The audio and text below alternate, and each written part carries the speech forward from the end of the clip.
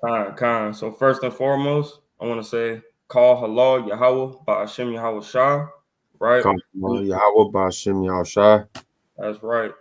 This is your brother, servant Gabba War Gabar, right? We here for another Shabbat service to wake up the elect, right? And seal the elect that's already, in this thing and walking this walk, man. Go ahead. Khan. Servant Nethaniah, K.O.Y. All praise to the Most High. Kahala Yahweh Bahashim Yahushai.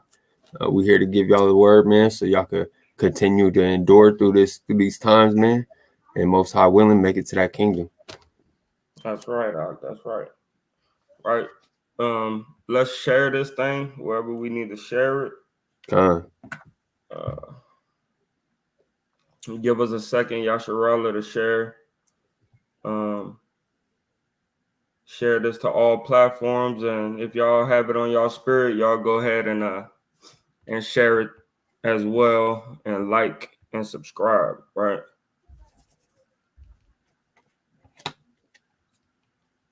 All right. Create a banner. Let me get in there.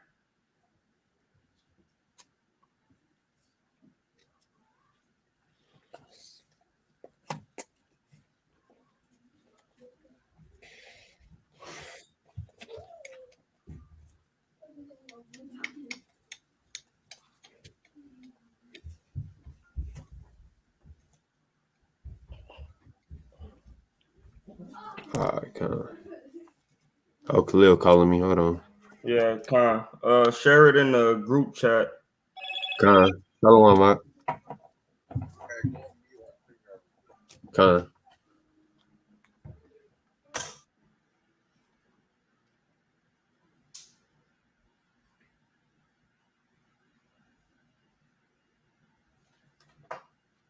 I got it. I'm gonna send it to the group chat.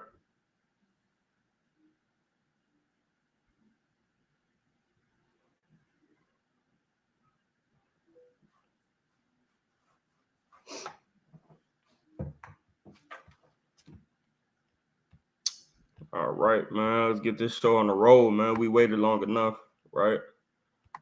Let's stream this thing. Boom.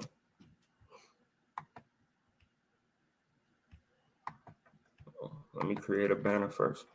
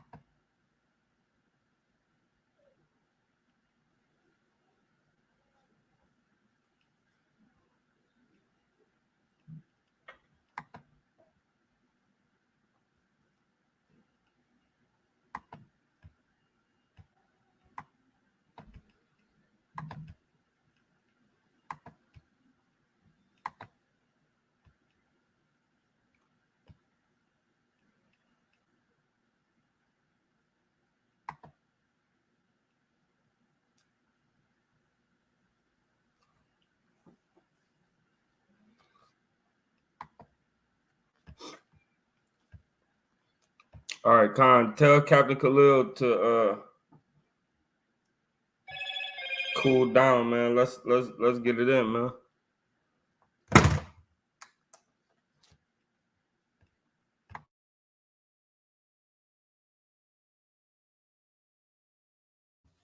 We trying to get some. He need me to share my screen. I'm trying to fix it real quick.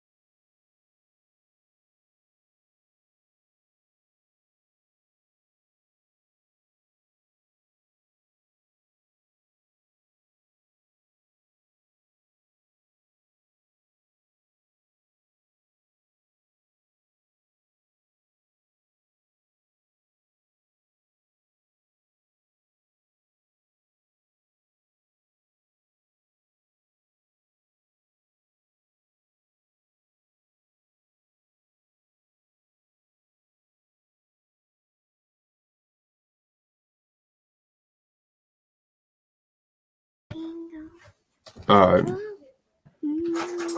Yeah, Con, let's go. You ready? Yeah, kind of. All right, Con. What's your key? Yeah, Con, let's go. You ready? Yeah, Con. All praise.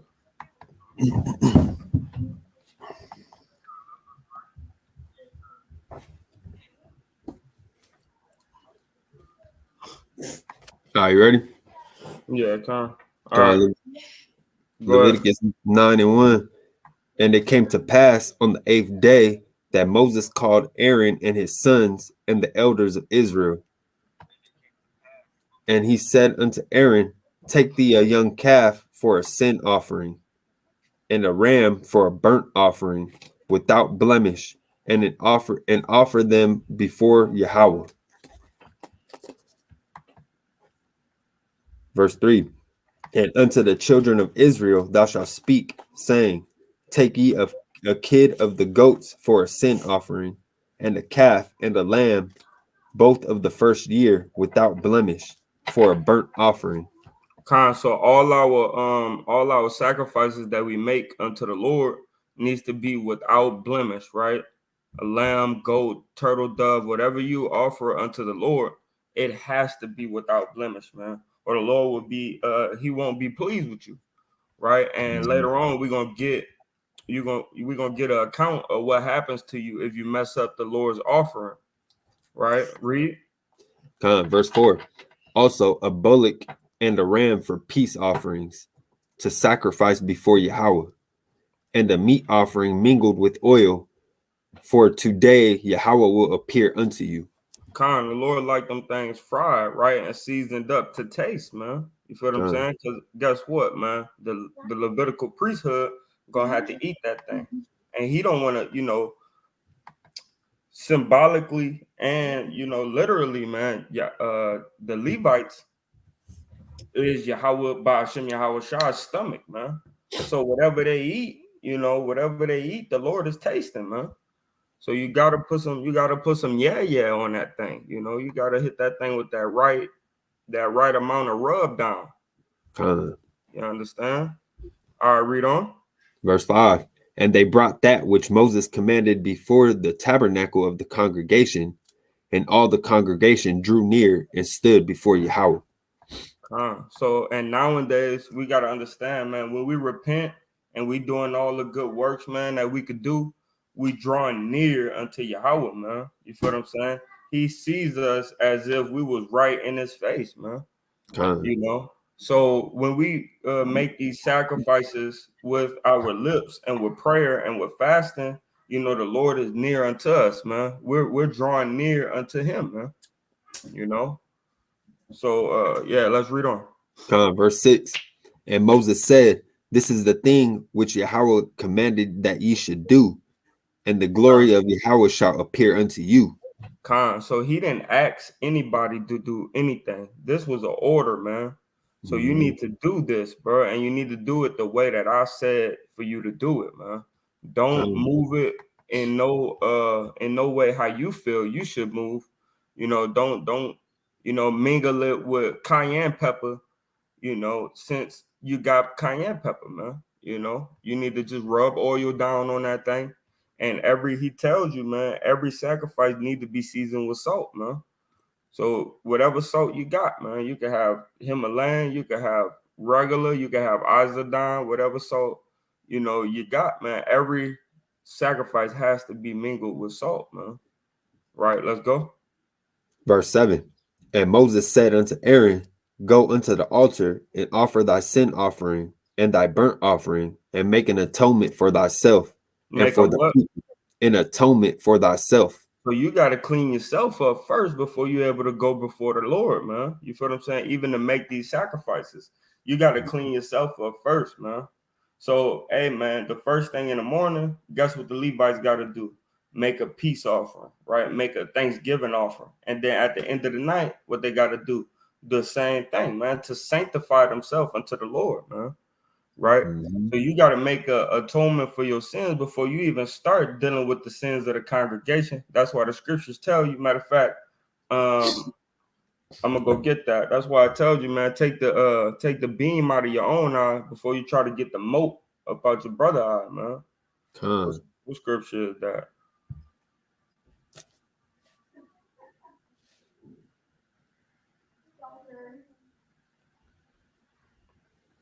That's Matthew 7:5. Matthew 7:5. You can see I this new got it. Let screen. me pull it.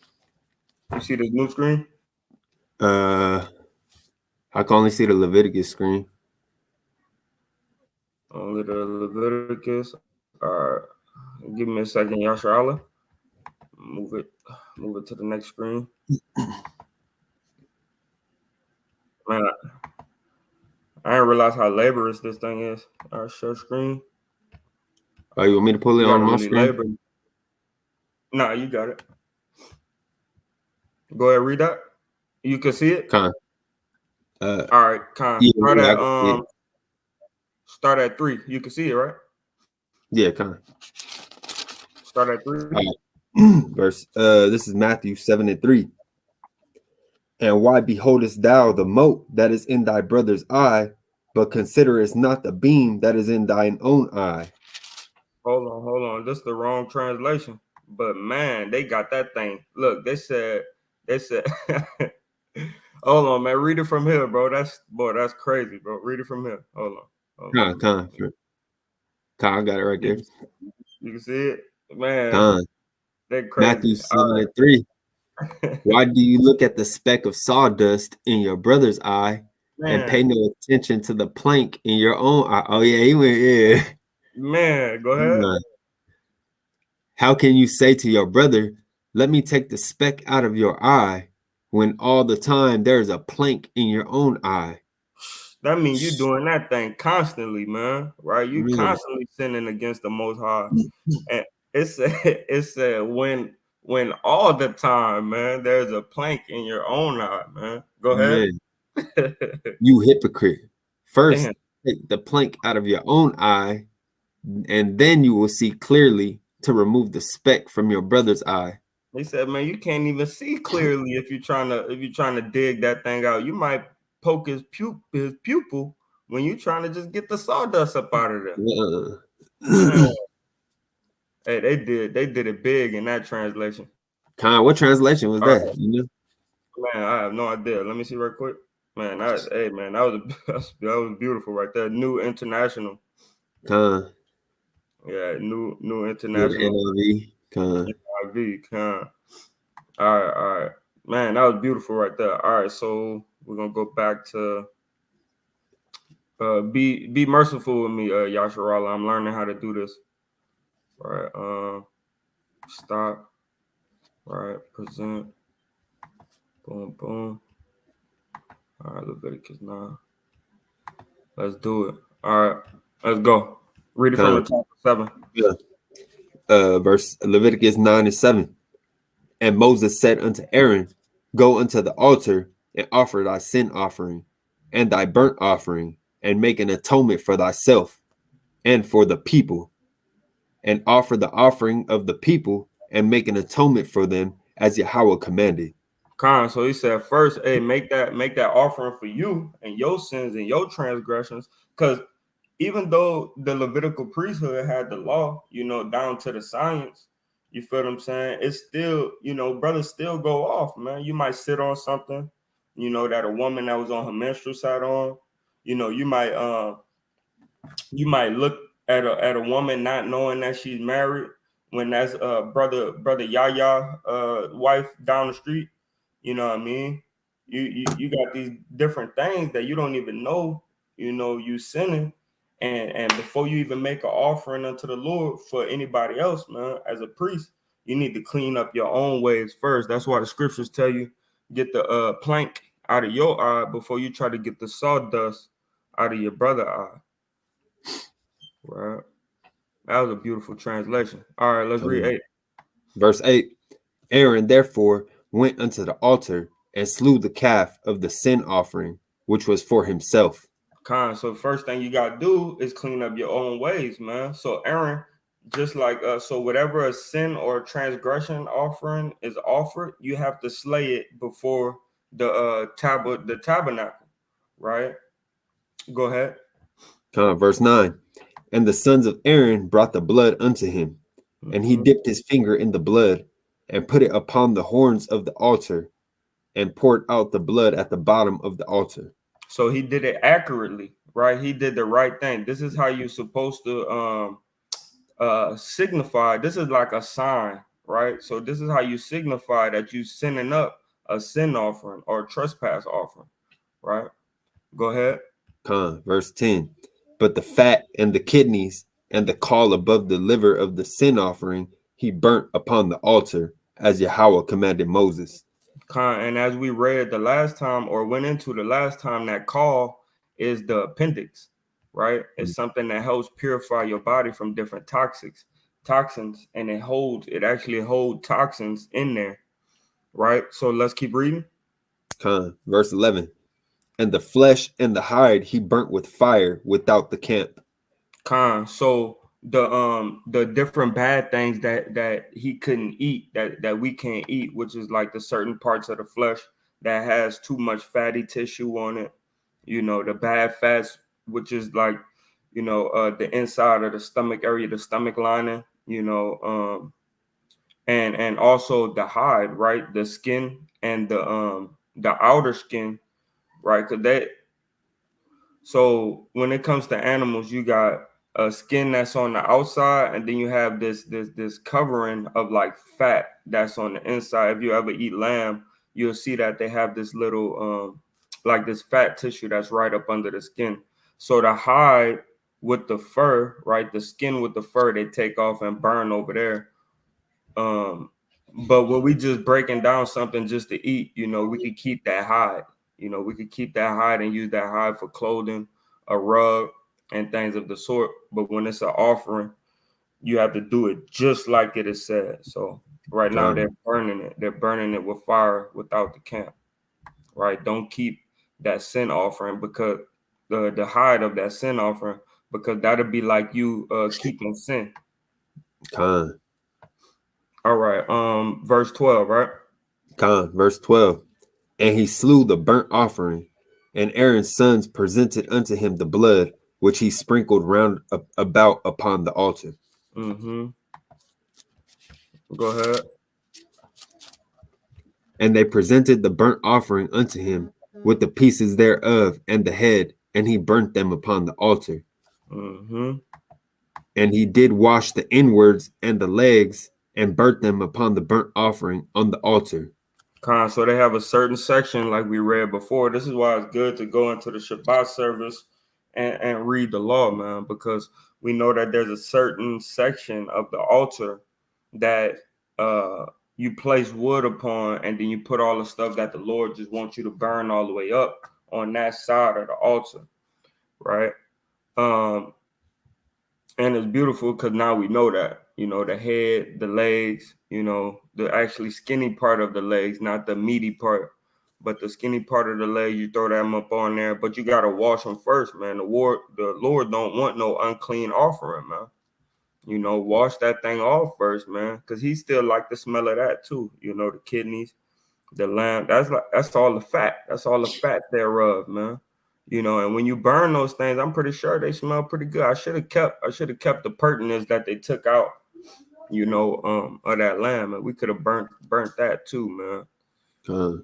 Next time, I know if they do some dumb stuff like that, I'm gonna put that stuff in the bag, man, and burn that stuff on the fire with the when we burn the lamb the next morning, right? All right, so I just got vexed in the spirit. My bad. Yeah, no, all praises. It's a lot, yeah, sure. I got vexed right quick. All right, so where we at? 13? 15. 15? All praise. 15. And he brought the people's offering, and took the goat, which was the sin offering for the people, and slew it, and offered it for sin as the first. So, and we know the priests, they gotta have a bullock, man. They gotta have a ram or a bullock, a strong animal. Strong animals with horns, man. That's really about their life to get their sins wiped off, because like, so as we read in, I believe it was Exodus. Uh, I can't think about it, what exactly chapter it was, but in Exodus it told you, man, for the sins of the congregation, the priesthood had to offer that same sin. One of them, like for a bullock, would be for the congregation if the congregation sin. But if a priest sin, they got to offer that same bullock as what was offered for the whole congregation. So this is, and a ruler, when a ruler sins, he has to offer up that same bullock, right, that the congregation will offer if the congregation sin. So these important people sins weigh a lot, man, because the people is looking up to you. You feel what I'm saying? You got people looking up to you, man. And that's why it's bigger for us not to sin, especially us in this truth, man, because we got these young brothers, looking up to us, that's gonna say, oh, he went off right there, so I could go off right there, instead of them trying to be better than you. And that's how you know Yasharala is sheep, right? Because instead of them trying to be better than you and not go off, they say, oh, if he would, if he justified that sin, then I could justify it too. And that's how we know Yasharala is sheep and shepherds, man. But we got to make sure we being that shepherd for the flock, right? Because Yasharala see a head go off, and they go off too, man. So all right, we at what? 16? 16, Khan. Yeah, con. All right, read. And he brought the burnt offering and offered it according to the manner. And he brought the meat offering and took a handful thereof and burnt it upon the altar beside the burnt sacrifice of the morning. See, I told you they got that morning sacrifice and they got the evening sacrifice, man. You know, and up early in the morning, shit. You make that morning sacrifice, and then right after that, look, man, it's time to get it in, man. I'm gonna clean the priest. Aaron and his sons gonna clean themselves up, and and get themselves together, get their sins together, so they could do all the sacrificing they need to do throughout the day, man. Right? Go ahead. Verse 18, he slew also the bullock and the ram for a sacrifice of peace offerings. Read it again. Salakia. 18, he slew also the bullock and the ram for a sacrifice of peace offerings. See, man, you got to have that bullock and you got to have that ram, man. That's a strong animal, man. You feel what I'm saying? Just to put the Lord at peace, man. Because we have a strong and powerful power, man. You feel what I'm saying? Which name is Yahweh by Hashem Yahweh Shai, man. Right? The Most High in the name of who the world called Christ, man. We have a strong and powerful power, man. And just to keep the Lord at bay, man. You feel what I'm saying? Just to keep him off our back a little bit, we need a strong animal just to keep him at peace, man. Right? Go ahead and read. Which was for the people. And Aaron's sons presented unto him the blood which he sprinkled upon the altar round about.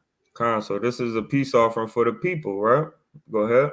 And the fat of the bullock and of the ram, the rump, and that which covereth the inwards, and the kidneys, and the caul above their liver.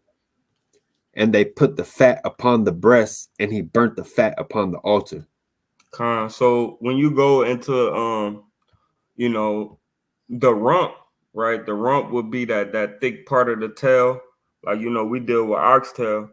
That'd be that thick part of the tail, but it also would be that portion of the butt where the excrement come out. You really want to clean that out. You want to get that up out of there. You feel what I'm saying? But when you look it up, it says, like the tail, but I don't believe it's the tail, because the tail is still a lot of meat in there, and that fat is not that bad fat. So, but I believe it's talking about the actual, where the excrement comes out. Am I in the right precept? Yeah, wrong. Let's go into it right quick, just to get a little bit of an understanding. So the name of it is Yahal, right? I mean y'all, right? All y'all. My bad. all y'all, right? Strong's I'm gonna say it. Strong's H 451. Aliyah. Aliyah. All y'all, right? So, and it says rump, the usage, the tail, the fat tail of sheep in Eastern, I don't even know how to say that word, delicacy, right? Con. Sometimes brother get jammed up, man. I ain't go to school and I ain't graduate from high school, man. I ain't go to college, none of that. I'm just a Hebrew Israelite that learned this thing, right? By diligently studying. All right, so yeah, so it says the fat, the tail, right? The tail, but we know that the tail of a ox, man, is good, right? But a sheep doesn't have a tail; it has a rump, right? So you got to clean out that hole where the excrement come out. So I believe it's talking about the the passageway where the poop comes out, right? I don't think that's the actual tail, right?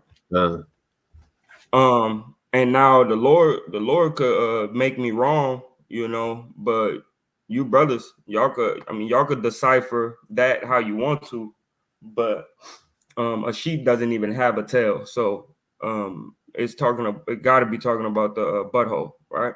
All right, so let's read on. 21. And the breast and the right shoulder Aaron waved for a wave offering before Yahweh, as Moses commanded.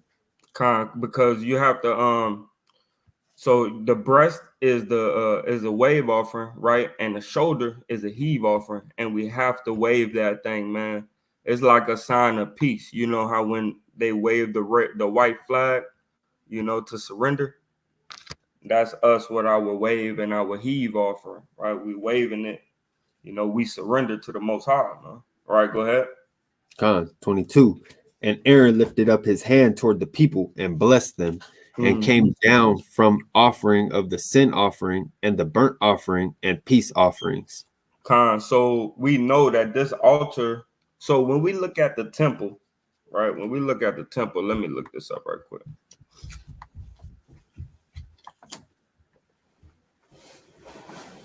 Let's not talk about it. Let's be about it, man.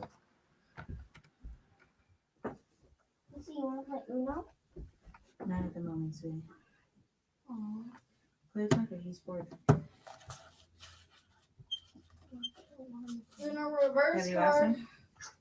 Hey, Salaki, but tell the fam, hold it. Yeah, I was already about to get on Salaki. Let me mute my mic so. Yeah, kind.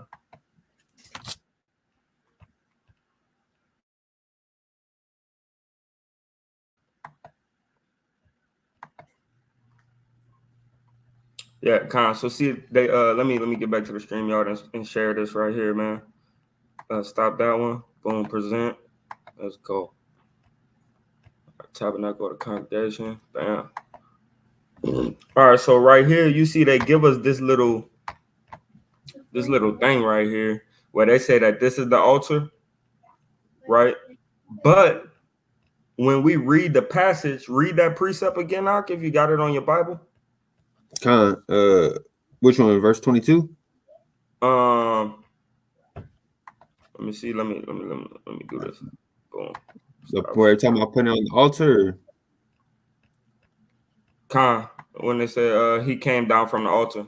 Because we also know that he needed to have, they gave the Levites breeches because, can you see my screen? Yeah. So they gave the Levite breeches because when they come down off of the altar, they don't want people looking at their genitalia. You feel what I'm saying? So it can't be an altar like how they put in this picture. But read that again. Right? Verse 22. And Aaron lifted up his hand toward the people and blessed them, and came down from offering of the sin offering and the burnt offering and the peace offerings. So when they say came down, man, let's see what it's talking about, because this altar had to be bigger than what they tried to give us in this depiction, right? So let's see what came down mean, right? Your rod, right? Your rod. right? And it says to come, to go, down, descend, right? Fell, let abundantly, down, right? Subdue, go down, descend, decline, march down, sank down, right? Mm-hmm. To go or come down, to sink, right? So that means he's walking down steps, right? Con. He's walking down from a high area, man, right? So let's go back to this. Let's go back to my bad. Let's go back to this picture of the tabernacle, right? Or what they call a tabernacle, which I think is pretty close. You know, I think it's pretty close of how it would be. You know, Esau did his best, right? But it definitely wouldn't be like this, right? Con. That's Because you more got, modern day. You can see the little electric thing on the side there. yeah. So this right here is not how small that altar would be. If you ever, we just had an 80-pound, right, maybe 90-pound lamb before they damn took our head off and our feet off and all our pertinence thereof, right? We had a damn 80 something pound lamb that we put on a rotisserie, right? But this thing is like only double the size of the rotisserie. And if you ever saw a calf, right? If you ever saw a calf or a bullock, you will understand that that thing is big, right? Once they hit close to going to a year old, man, that thing is huge, man, right? So this could not be that altar. This can't be it, right? It would have to be. Usually they have the other picture on here. It would have to be an altar with steps, right?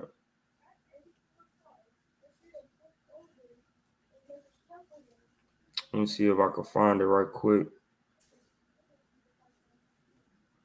I was hoping it'll be on here. Let me see.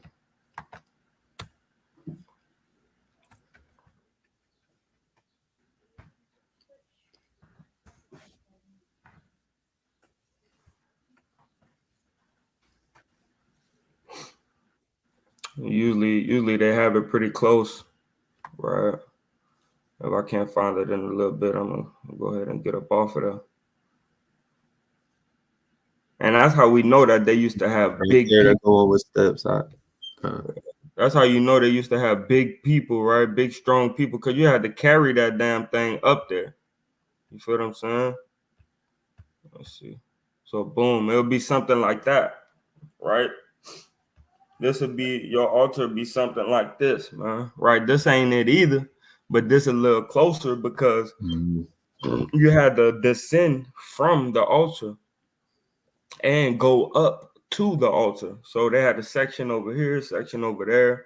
You know, you couldn't have all these different offerings. And picture if you had somebody coming, they got a family, right? And they had to make offerings for the whole fam, or three families come up at once with their offering. You know, you got to be able to do all these sacrifices, man. You know, so yeah, I just wanted to kind of get into that a little bit. Let's go back to it. But it had to be a big altar, man. It couldn't be that little bitty altar that they were showing us right there, right?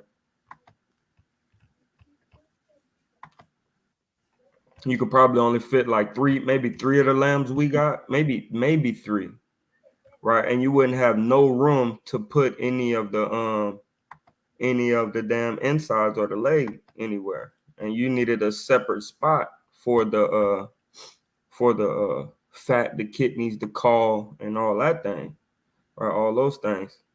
And you wouldn't be able to have that on an altar that small, like how they put on that first picture. All right, you can see this, right? Con. All right, Con. So read 22 one more time. Con. Verse 22. And Aaron lifted up his hand toward the people and blessed them, and came down from the offering of the sin offering and the Con. burnt.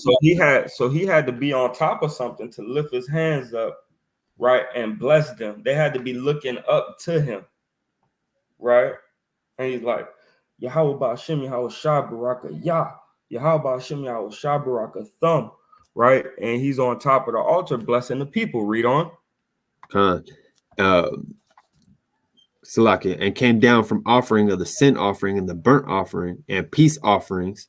And Moses and Aaron went into the tabernacle of the congregation and came out and blessed the people. Mm-hmm. And the glory of Yahweh appeared unto all the people. Mm-hmm. And there came a fire out from before Yahweh and consumed upon the altar the burnt offering and the fat, which when all the people saw, they shouted. Hold on. Slow down a little bit. Slow down a little bit.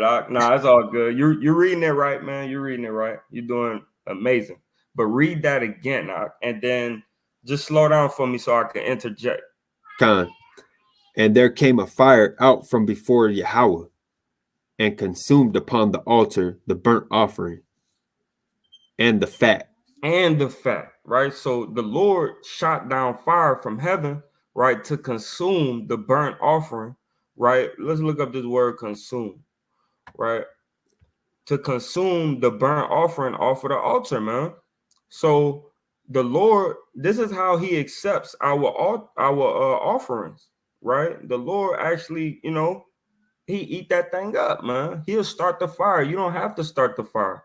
He'll start the fire. Just lay the wood there, man.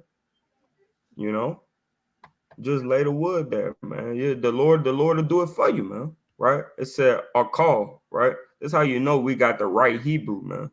Right? We got that Paleo Hebrew, man. Strong's H 398. Achal. Right? Hachal, right? Which we know with the Paleo Hebrew, it would be I will call, right? I will call, right? Or I'll call, right? It wouldn't be cha because cha is ch, right? CHA, right? That's when you would make that sound, right? So it would be a call, right? Like call halal, right? So, and it says to devour, to consume, right? Mm-hmm. To eat, devour, burn up, feed, to eat, right? Devour, consume, slay, right? Consume, destroy, right? This is what I'm telling you, man. The Lord be eating those sacrifices, man. Right? Yeah, look, man, to be wasted, man. Man, he killing it, man. You feel what I'm saying? The Lord eating that thing up, man. And if he used salt and flour and he like fried lamb and shit like that, why we can't enjoy it too? Right? The Lord want that thing seasoned up, man, fried down, man. You feel what I'm saying? We got to like that too, man. We the sons of the living God, man. What you want from us, man? We got to be like our Father. You understand me? All right, so 23. 23? Count, unless we were still at 22. No, that was 24. Oh, that was 24? All right, something just got jammed up. Hold on, give me a second. Was that 24? Read 24 one more time. 24. And there came a fire out from before Yahweh and consumed upon the altar the burnt offering and the fat. So he ate it with us, man. He consumed some of the burnt offering, man. Right? And he really took up that fat, man. That fat was gone finito, right? But the offering, man, the priest still gotta eat some of that, man. And the family, and the priest could offer that family, some of that offering too. You feel what I'm saying? That brought that offering, man. It's like a barbecue. You feel what I'm saying? Every time we offer unto the Lord, man, the Levitical priesthood and the brothers and sisters, man, they could eat of that offering, man. Right? But the Levites gotta have the breast and the heave, man, the breast and the right shoulder. There's no way around that. You gotta have that, right? And read on that. Which when all the people saw, they shouted and fell on their faces. They started praising the Most High, man, right? And they got scared, man, right? You had some got scared, and shouted, right? Because when you hear a lightning strike, what happens? You can answer that nothing. When you hear, it's loud. It's a loud rumble, man, and people get frightened from that. Oh man, what was that? it's not even just a loud rumble, right? It's like a shot was fired. You know, when a lightning hit the ground close to you, it's like, bah. You feel what I'm saying? It's not like when the thunder is happening, right? It's just this like, bah, right? And it like if you had a lightning hit outside your window, man, it'll shatter your window, man. It'll knock you back, man. My cousin was by the window and the lightning hit, man. He flew like 10 feet, man. You know. So it's something serious to see, man, to actually see the Lord actually take up that sacrifice, you know, that had to been startling for some, you know, and amazing for others, you know. So with that, we're gonna go to the next chapter, right? We want to say all that Yahweh said is what we do and hear.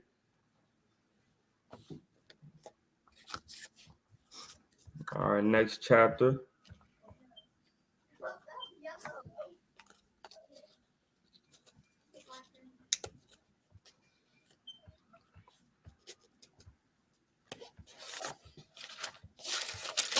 Oh, it's like your next chapter in Leviticus. Yeah, Samuel. Chapter 10, verse 1. And Nadab and Abihu, the sons of Aaron, took either of them his censer and put fire therein, and put incense thereon, and offered strange fire before Yahweh, which he commanded them not. So what did they do, man? How did they mess up? They did this, right? Took either of them his censer, which one, right? The whatever son it was, right? Nadab or Abahu, Abihu, however you say his name, they took one of their censers, right, and put fire therein, man. They heated up a coal in there, man. Whatever they did, right, put fire therein and put incense thereon. Did he ask you to put incense inside the offering of the altar? No, man. We have an incense altar, right? And put incense thereon and offered strange fire before the Lord. What was the strange fire? The freaking this right here, right? And put incense in it, right? And then that's what became strange fire before the Lord, right? Which commanded them not, man, because we know in Exodus he said, don't put any other thing inside this fire. This is your incense altar. Don't put that over here. Just like he told us not to put any meat on the incense altar or wine. Don't pour that in there, man. Don't put that in there, man. Right? Because if you do, something gonna happen to you, man. Verse 2. Verse 2. And there went out fire from Yahweh and devoured. And they went out what? Fire from Yahweh. And did what? And devoured them. But we just read that devoured and consumed is the same thing. So since y'all want to mess up what I told you to do, right? I'm gonna consume and devour you. The same word. Or call, right? Or call, right?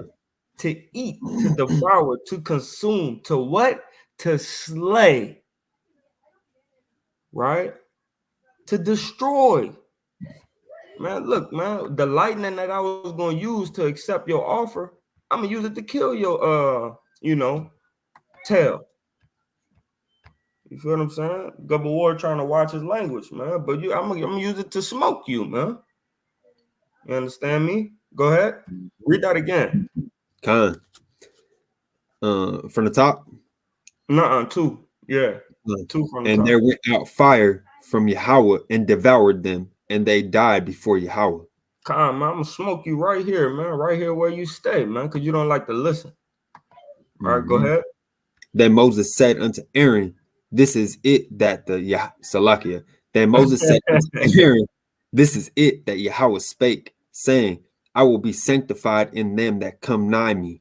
And so, before hey, man, he already told you, man, I'm gonna be sanctified, right? I'm gonna be more holy than thou with the people that come before me, man.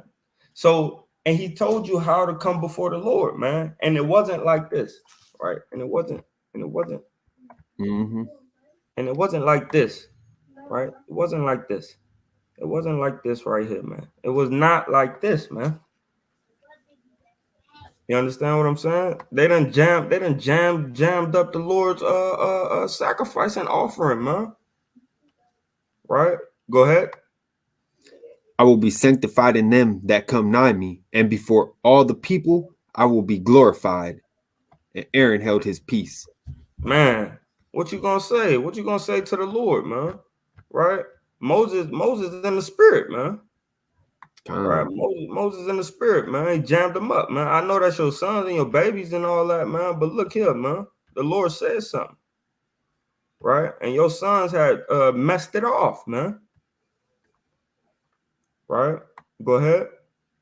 And Moses called Mishael and Elzaphan, the sons of Salakia, how you say that word? Uziel? Yeah, Uziel. The sons of Uziel, the uncle of Aaron, and said unto them, come near, carry your brethren from before the sanctuary out of the camp. Hey, he sacrificed the people that could be unclean, man. Y'all don't have no work to do. You feel what I'm saying? Y'all could be unclean for 7 days. Come grab these niggas, man. Get them up out of here, man. You feel what I'm saying? Because the Lord had to dead them, right? The Lord had to dead them, man. Bumba Clyde, right? That the Lord had to dead them, man. Right? Go ahead. Verse 5. So they went near and carried them in their coats out of the camp, as Look, Moses they said. didn't even touch them. They were like, shit, I'm still gonna be clean. They put them in the coat, man. Wrap him up. All praises to the Most High, right? Kept themselves clean, man. They didn't touch a dead body, man. Go ahead. And Moses said unto Aaron and to Eleazar and unto Ithamar, his sons, uncover not your heads, neither rend your clothes, lest ye die. Lest ye what? Lest ye die. He said, hey, man, don't do these things, man. This is a commandment from the Lord, man, through Moses, man, right? Don't do these things, man. Or the Lord gonna jam you up too, man. That fire ain't come out of heaven for them only, right? It's coming to a place nearby you, man. Watch out. Mm-hmm. Right? Watch out. Go ahead. And lest wrath come upon all the people. Like our Issachar brother said, man, watch out, right? Watch out, watch out, nigga. All right, go ahead. But let your brethren, the whole house of Israel, bewail the burning which the Lord hath kindled. Hey, man, let them look at y'all. Bring these brothers out of here, man. Right? Because they need to know you don't mess up or mess with the Lord's sacrifice, man. And you don't mess up the Lord's offering, man. So next time when they think on bringing me a lamb that got a blemish, because they just don't have no other one that don't have a blemish right now that's old enough, right? Don't let them think that it's okay, man. Bring them out so they can see what's going on, man. Go ahead. Verse 7. And ye shall not go out from the door of the tabernacle of the congregation, lest ye die. Hey, man, you got to stay in house, man. Right? You got to stay in house. He talking to Aaron. Right. Go on. He talking to Aaron. He talking to Aaron and to Eleazar and Ithamar and his sons, right? And Ithamar and Eleazar and the sons, right, of Aaron and those brothers. Right. Go ahead. For the anointing oil of Yahweh is upon you. Man. And they did according to the word of Moses. And that's the apothecary, right?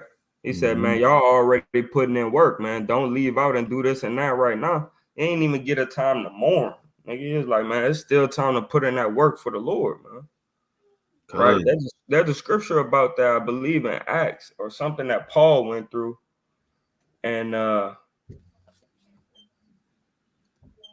of fact, let's go get something on that right quick.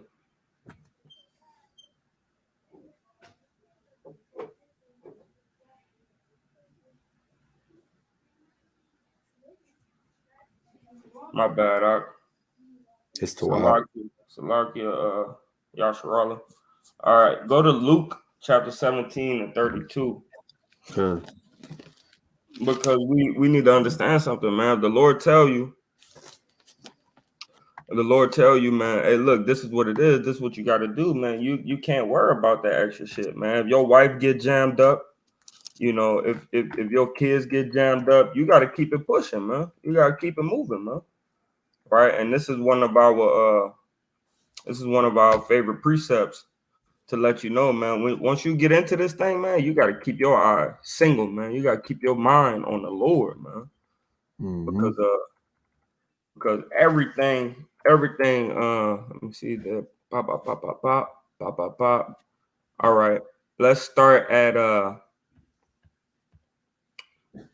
my bad. We're gonna have to read into this a little bit.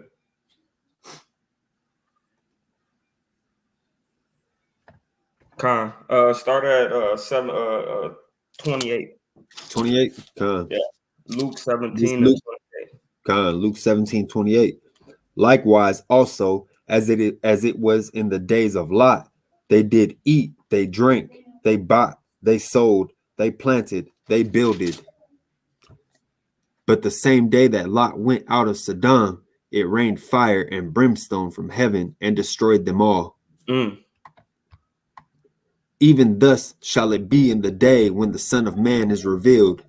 Hey, man, they're going to have everything going on, right? We going up, you know, we parties, revelings, all type of clubbing, right? Marrying, right? Buying, selling, right? Planting, plowing, right? All these things still going to be going on. That's like the end of the world is coming right now, bro. The money is getting, the American dollar is getting to be nothing, right? But the people that we work for is still trying to make money, man. You feel what I'm saying? Like this dude that I work for is still trying to get more contracts, more businesses. More business, right? And things of the sort. When in my mind, I'm like, damn, bro, you still trying to stack up all this stuff, man. And you don't realize like that the world is coming to an abrupt end. Like, but like the Lord said, man, people just gonna still be going on with their regular thing, man, with their regular lives, man. Me, I'm ready. Like, if I have my own stuff, man, I'm ready to say F working, F this, and F that, man. Hey, look, man, it's time to get right, bro. For real, like, we got, you know, whatever lamb, whatever sheep we have, whatever cows, whatever, you know, vineyard, we'll tend to that. But working, man, that's out, man. You know, if I have money like this guy got money, but damn, bro, like read it again. Like that shit, it vexes me, bro, because it's like, damn, bro, why are you still trying to make money? You see the dollar is turning to nothing, man. Hey, Salakia, just to cut in real quick, like yesterday, then my supervisor called me and he going off, but I'm like, I wasn't even scheduled to work today. Now you call me at 4:30. I'm like, I'm out here doing the work of the Lord. He like, we already gave you Saturdays off for that. I'm like, you can't tell me what day I'm gonna do the work of the Lord, man. Yeah, you feel me? Like I'm gonna do that every day, and whenever I want to, man. That's right. And then y'all tell me it's slow today. You know, it's slow today, so you don't got to come to work, but you want to call me 2 hours later while I'm doing the work of the Lord, telling me I need to come in. That's Man, that devil, man. Yeah, no, man, don't call me, man. That my gig tried to do that, and I was like, bro. She was like, all right, well, just be on call for whenever we might have work. Nah, man, look, man, I'm just gonna take today off, man. Don't call me for nothing, man. Y'all already told me y'all light on work, man. Don't call me, man. I'm cool. I'm gonna stay home, man. Right? Start at 30 again, huh? And before you do that, before you do that, I want to say Salakia, Yasharala for that long rant. But this is things that we go through and we see that's going on up in the world that we really, we ready to come out of America, man. So me and this brother, man, we waiting. We sick of these jobs and stuff like that. And I'm sure y'all is too. And I want to say Shalawam to Lamar Dorsey, right? Shalawam. Right. K.O.Y. Israelites, man, the water for being in there, moderating and things like that. Right. And I don't know how to say your name, but I'm gonna say Journey, Shabbat Shalawam, right? Appreciate you for the love and support, man. All right, go ahead. Verse 30. Even thus shall it be in the day when the Son of Man is revealed. Mm. Hold In on, that go back to 28 right quick. 28, Con. Man, most definitely, man. Yeah, Con. Luke 17:28. Likewise, also, as it was in the days of Lot, they did eat, they drank, they bought, they sold, they planted, they builded. Right, yeah, man, they did all this, man, right? But still in all, man, that judgment is coming. All right, so that's what's gonna be that's what's still gonna be taking place when the Son of Man is revealed, man. When Yahweh shall come back on his high horse, right? With his glorified body, man. All right, drop down to 31. Con. 31. In that day, he which shall be upon the housetop and his stuff in the house, let him not come down to take it away. Hey man, you better jump off the fucking building, man. You know, Con. get away from there, man. Right? Go ahead. And he that is in the field, let him likewise not return back. Man, you missed something, knock. My bad. So it said let him not come down and take it away. Nah, you ain't missed nothing. That's me. All right, go ahead. Con. Verse 32. Remember Lot's wife? Con. So hey man, when this thing pop off, man, when it really starting to go, when it start to go up, you know, we ain't gonna be able to come down and take anything, man. We're gonna have to go, man. Right? What precept we was on in Leviticus? My bad. Leviticus 10 and 8, I believe. Con, because this is yeah. Con 6. So Con, this is why we on this right here, man, because Leviticus 10 and 6, man. Right. You gotta just go, man. Right, you gotta just go, man. Read on. We in Leviticus, or you want me to read on in Luke? Luke. Con. Yeah, we're gonna go to Remember Luke Lot's wife? 37. Whosoever shall seek to save his life shall lose it. Shall what? Shall lose it. And we read the same thing in Leviticus. Watch, we're gonna read it again, but go ahead. And whosoever shall lose his life shall preserve it. Calm, man. So, hey, look, man. When the Lord said, "Hey, don't go outside of the congregation because you got the apothecary on you already," don't go outside the congregation, man. When the Lord said, "Don't go into your house," when the world go to shit, let your family fend for themselves. You go about your business, man, and go your own way, man. Meet up with your family later on. That's why we all need walkie-talkies. We all need survival kits, right? And we need everything that we need to be a pilgrim up on the earth for our wives, right, and for our brothers and our kids. Because if we're not home and the wives home with the kids, we need a meetup spot that if things go to crap, we're gonna meet in this specific location. But that's also why get the book of Zephaniah, chapter 2 and 1. This is why we need to be gathering together, right? This is exactly why we need to be gathering together, because we don't want to have to go too far, man, to have a body of believers that's gonna help protect one another, man. We want to have that thing in house, man. So when everything go to shit, we just gotta say, "Hey, bro, it's time," right, and get up out the crib, man. Con. This Zephaniah 2 and Hold 1. on, let me get there. Let me get there. Con, it's locking. That's all good. It's all good. You know, I'm struggling, man. I'm trying to get this thing down packed, man. Be patient with me. Present. Stop sharing screen. Present. Bam. And Zephaniah. Start from the top. Con. Zephaniah 2 and 1. Gather yourselves together. Yeah, gather together, O nation not desired. Read on. Before the decree bring forth. Before what? Before the decree bring forth. Before the what? Before the decree bring forth. Hey man, before that order happened, before the day of the Lord come back, right? Before the day of Yahweh, man, come back, and what else, man? Read that. Read on. Before the day pass as the chaff. Hey man, the whole world gonna be on fire, man. They're gonna have affliction everywhere on this earth, man. Not only in America, not only in Britain, not only in Mexico, but everywhere, man. It's coming down, man. Right? The Lord coming down like a man that's full of anger, man. If you was mad at your woman, man, y'all didn't talk about it for a while, bro, your anger will still be kindled, man. you'll still be on fire, right, and burning with rage until y'all talk about it, man. So guess what? The Lord ready to have a talk with the world, man.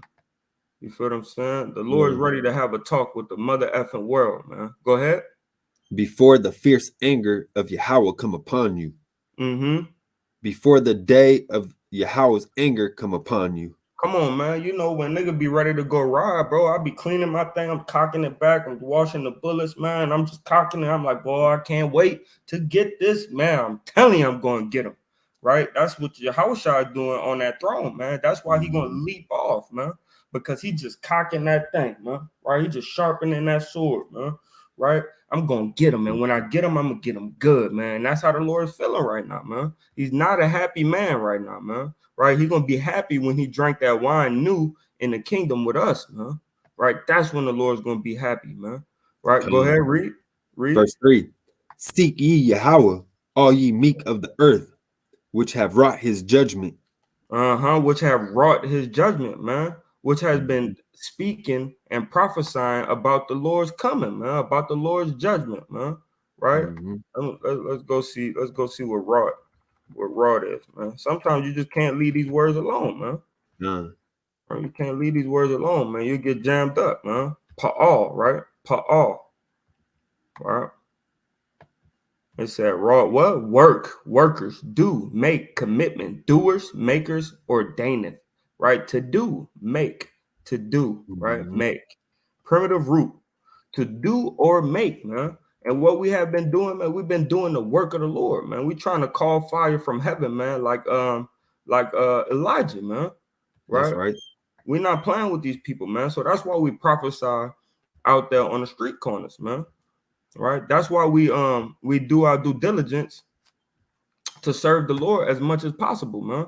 Because we want that fire to come down from heaven, man. We've been wrought his judgment, man. We've been working his judgment, man. Right? To tell these people to repent, right? And to tell these heathen, man, that y'all have an everlasting judgment coming for your MF and ASS, man. Right? Con. Go ahead. Seek righteousness. Seek meekness. Seek the law, man. Seek the law, man. Stop playing with the Lord, man. Seek the law, man. And what else? Seek meekness. And seek grace, man, and mercy, man. Right? Don't be a law. Don't be a law. How would you say it? A lawist, man? Right? Like how they got an extremist. Don't be an extremist with the law, man. Don't be a lawist, man. You feel what I'm saying? But also don't be lawless, man. Right? You gotta have that. You gotta have that balance of grace and mercy with the law, man. Right? And that's what meekness come in at, man. Let's get that word, man. Let's get meekness, man. All right. Could never go wrong with getting these words, man. Get meekness, man. All right. Right? Well, that ain't how you say it, but I'm gonna let them say that. Strong's H 6038. Anava.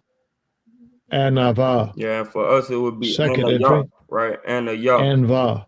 right? Anva. All right, shut up, white boy.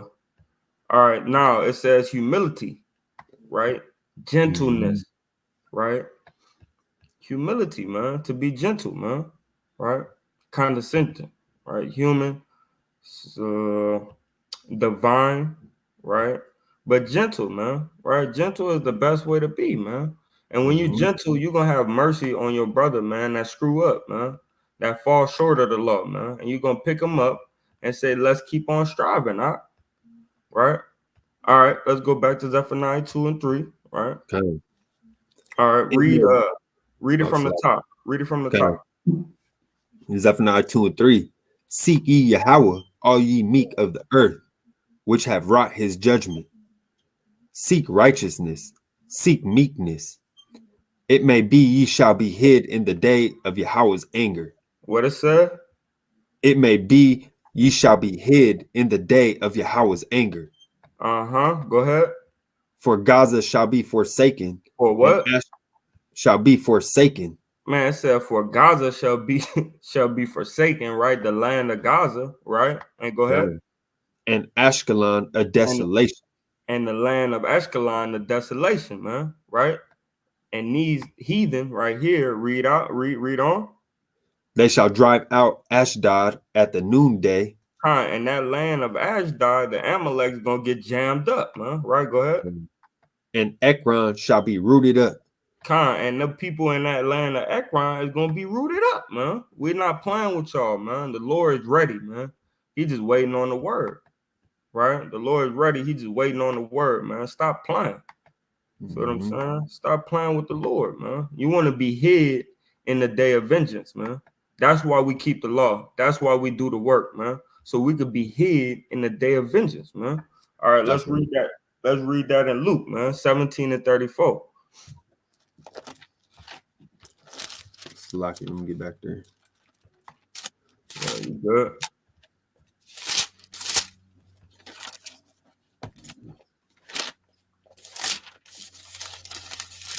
And then we're gonna go back to Leviticus, man, because all this is stemming from Leviticus 10 and 7, man. Right. Luke 17 and 34. I tell you, in that night there shall be 2 men in one bed. So they're gonna be 2 men in one area, right? Go ahead. One shall be taken, and the other shall be left. And one gonna be taken, the other gonna be left, man. Right? And us at K.O.Y, man, we fighting for all of us to be that one man that's gonna be taken, man. Right? Go ahead.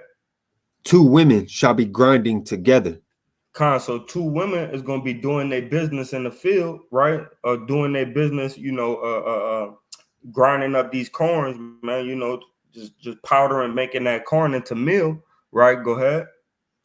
The one shall be taken, and the other left. One gonna be taken, one gonna be left, man. You gotta choose you this day, man. Which woman or which man you gonna be, man? Go ahead. 2 men shall be in the field. So 2 of us gonna be walking, man, trying to get this thing together, man. We're gonna do the work of the Lord, right? But what's gonna happen? The one shall be taken, and the other left. One of them really serving the Lord, and one of them is doing it for fame, right, and fortune, right? One of them is doing it in meekness and humbleness, and then one of them is doing it in pride, right? Doing it in pride, right, and for vainglory, man.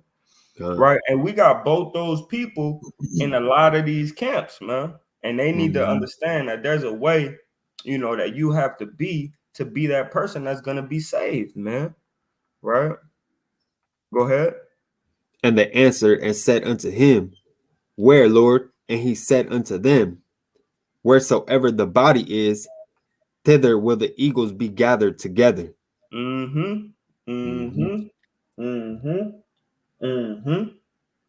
That's a lot in that one precept, man. Whethersoever the body is, who is the body? Yasharallah, right? Yep. Jacob and Israel, man. That's the body, man. And it says, whether will the eagle be gathered, man? And we know that if a dead body is there, man, the eagles will come flying through and eating up that dead body, man. Same way as us, man. When we're dead body, when we spiritually dead, man, the white man is eating up off of us, man. They considered the eagles, man. Right? As we see in the book of in the book of Deuteronomy, chapter 28, right? And what precept that is? 47? 48? Which book? It said Deuteronomy 28, and I believe it's 47 or 48. It says, as swift as the eagle flies. Oh, yeah, Con. Let me get that right. Grab that right quick.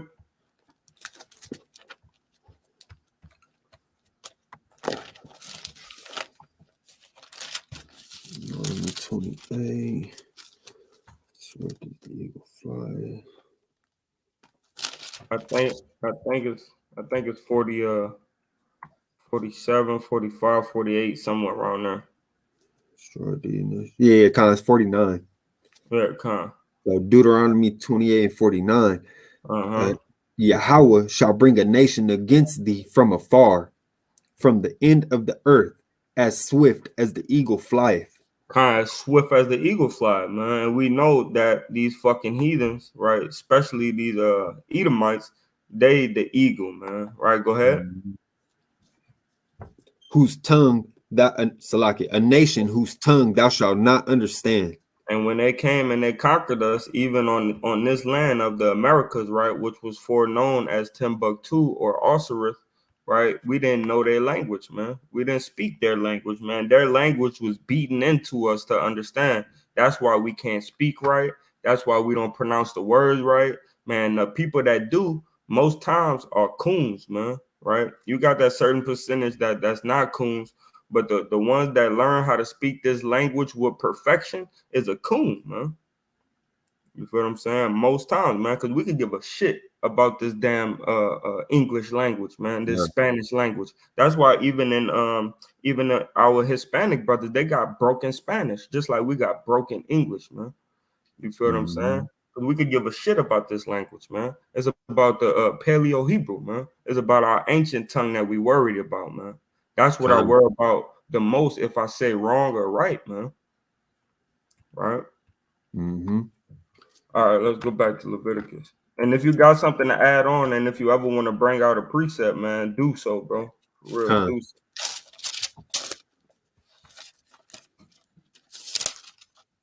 I be on fire. I be in the spirit a little bit. So sometimes you might have to stop me. I'll be like, Salakia, I got something. You feel what I'm saying? You be bringing in points though. Kind of all praises to the Most High, man. All right, so yeah, let's start at 7. Leviticus 10:7. And ye shall not go out from the door of the tabernacle of the congregation. So when this thing happen, man, don't you go out, man. Why? Read. Lest ye die. Lest ye die, man. Right? So the same thing we read in Luke, man. You don't, hey, man, when that time come, man, don't do what you want to do, man. The Lord said, leave, you leave, man. But I wanna get my family. The nigga leave, man. Right? Hopefully they hear what you heard and they come out the house too. But what you do is don't go in that fucking house. Don't go in there, man. Leave, man. Right? Go. For the anointing oil of Yahweh is upon you. And they did the spirit of the Lord is going to be upon you, and it's going to bring you everything that you need, man. So when you just leave, you working in the spirit of the Lord, and the spirit of the Lord going to bring your family unto you, man. It's going to bring your brothers and sisters unto you, man. So remember that the anointing oil of the Lord, the apothecary, is upon you, man. Read. And they did according to the word of Moses. And they didn't ask no questions, man. They just did it, man. Right? Go ahead. And Yahweh spake unto Aaron, saying. He spoke unto who? Aaron, saying. Man, the Lord barely speak unto Aaron, man. He always speaking to Moses and let Moses deal with Aaron. But watch this. Go ahead. Do not drink wine nor strong drink. Thou nor thy sons with thee, when ye go into the tabernacle of the congregation, lest ye die. Lest ye what? Lest ye die. He said, don't mourn for these niggas that fucked up my law, man. Right? Salaki is for my language, but don't mourn for these brothers that messed up my law, man. I commanded them to do this in that way. If y'all mourn for them, y'all op, man. That's like if you cry for the op when the op died, man. Hey, man, you got to get away from the gang, man. You got to get away from the clique, man. Preset. Go ahead. Just to show that strong drink is for morning, and that's where you get in that. Yeah, calm. The water for that. Proverbs 31:6. Give strong drink unto him that is ready to perish, and wine unto those that be of heavy hearts. So, man, when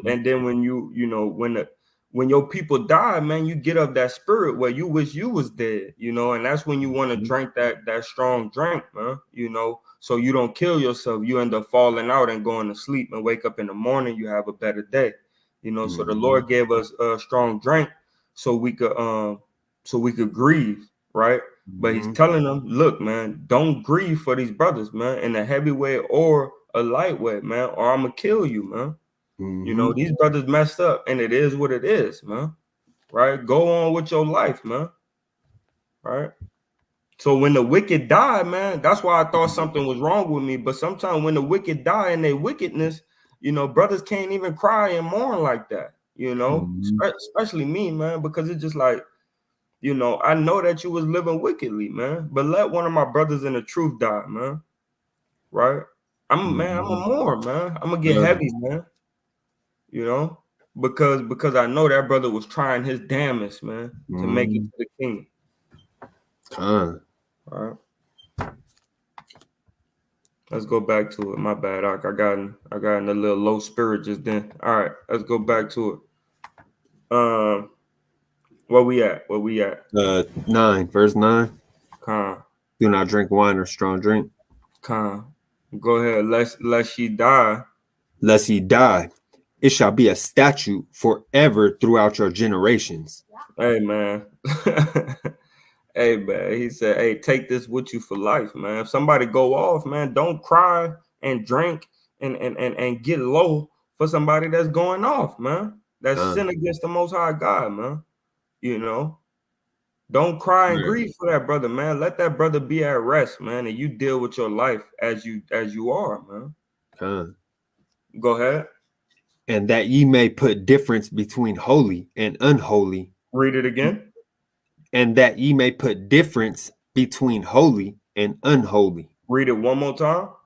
And that ye may put difference between holy and unholy. So what was holy? Holy was them that was sprayed down with the apothecary, right? Mm-hmm. And then unholy was them brothers that was trying to use a fire from coal and incense to light the altar, right? And didn't do the sacrifice how the Lord asked you to do the sacrifice, man. That's unholy, man. He put a difference between us, man. That's like the brothers that still packing pistols for the wrong reasons and smoking weed and drinking just to kill their brother. And then you got us brothers that's trying to do everything we can in righteousness. We go to the shooting range. We don't smoke. We drink wine only, you know, and we doing our best to be as holy as possible, but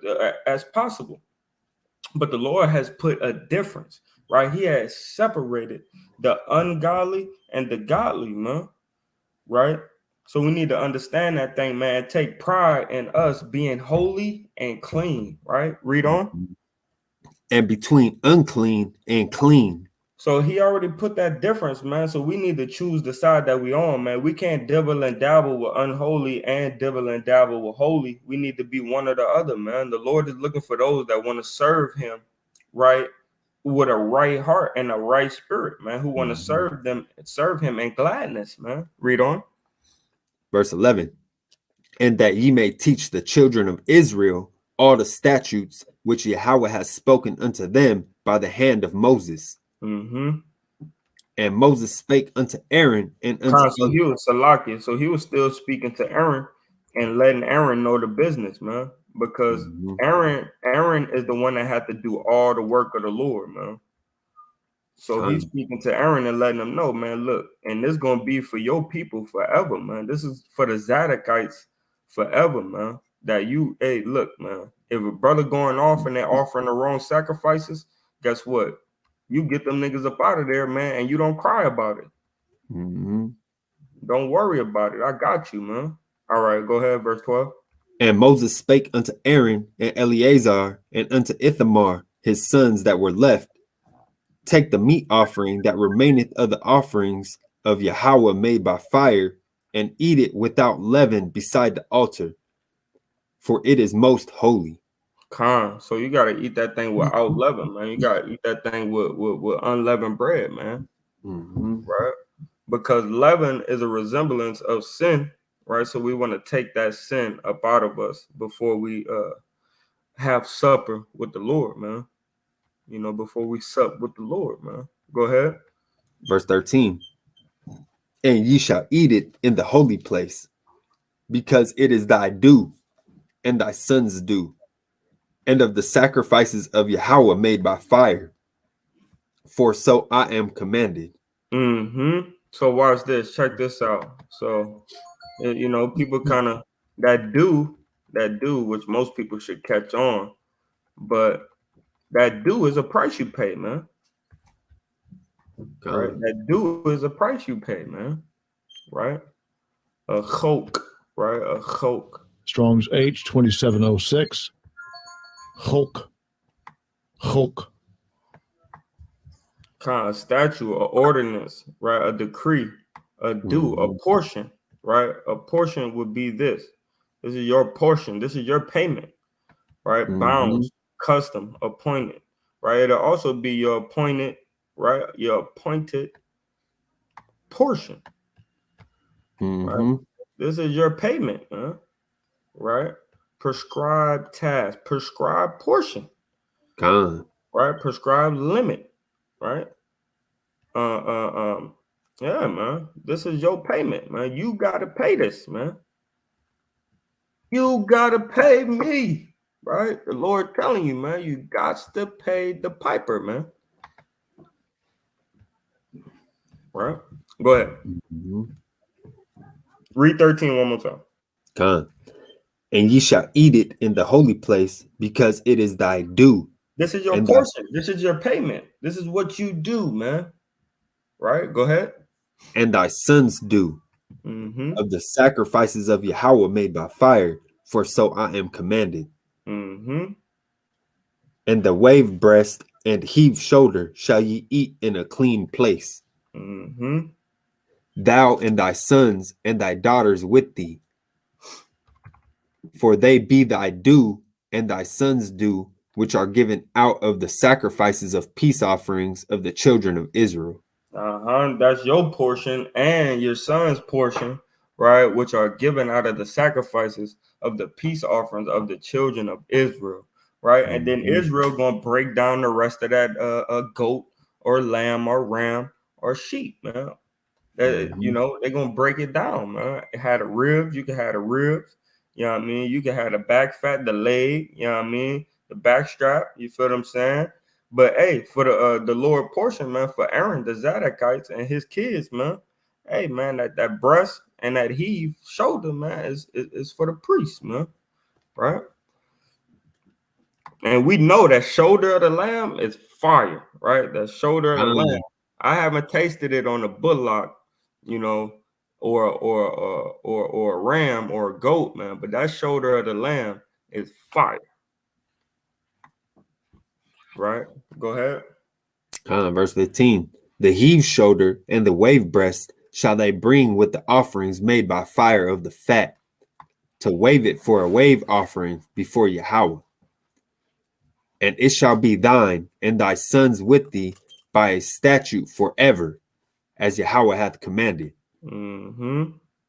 Mm-hmm. And Moses diligently sought the goat of sin offering, and behold, it was burnt.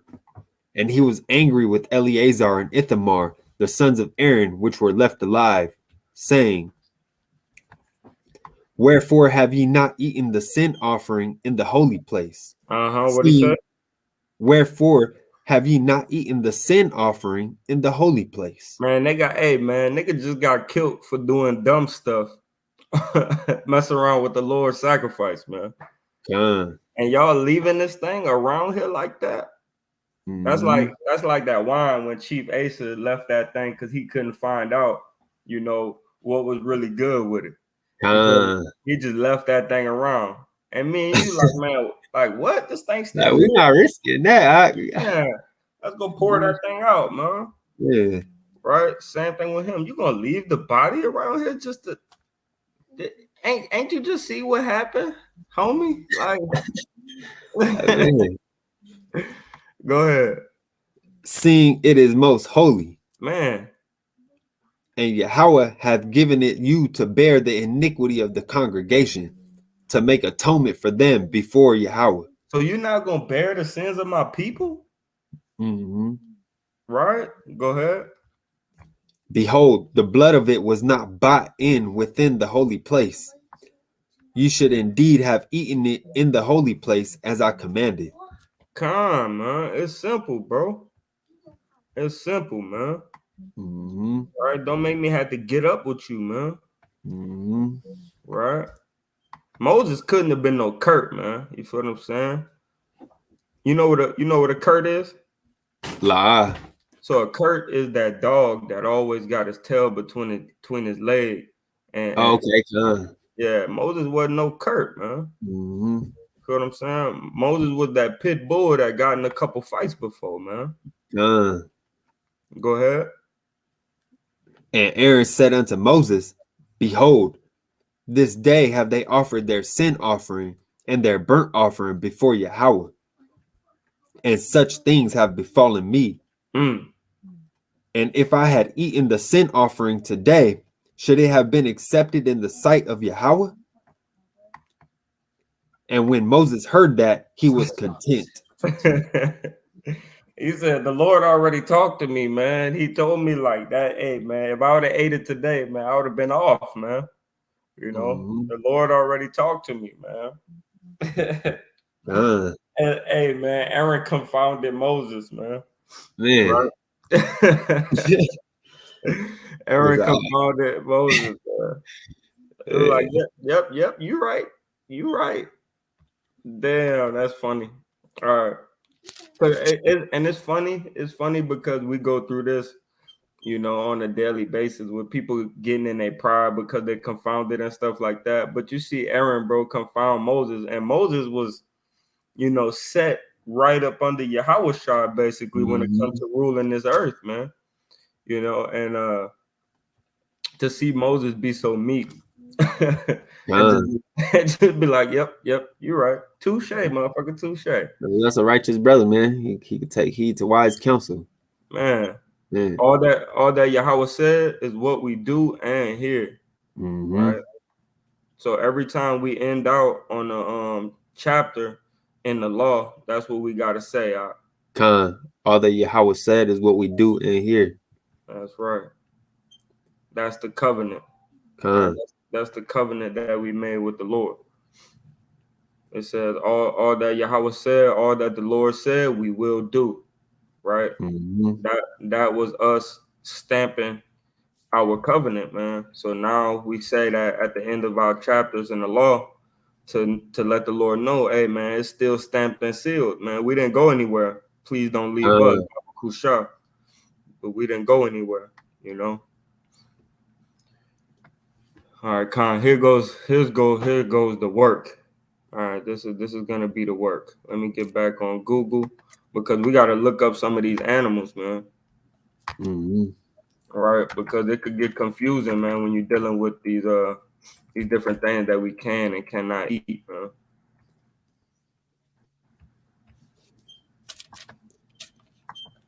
Damn, I smell like one of those kids filled up their diaper, man. For real. So I had to call the red, man. Go ahead, man. All right, give me a second. Let me go check on these kids, man. Yeah, kind of. Hey, you could start reading. You can start reading that. Right. 11. Yeah, give me a second. Let me highlight it real quick.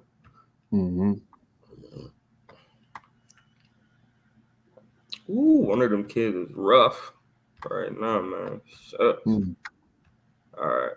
There you go. So about right there. Boom. All right. Go ahead. Salaki, I'm gonna grab water real quick. All right, for sure. Salaki, Yasharella.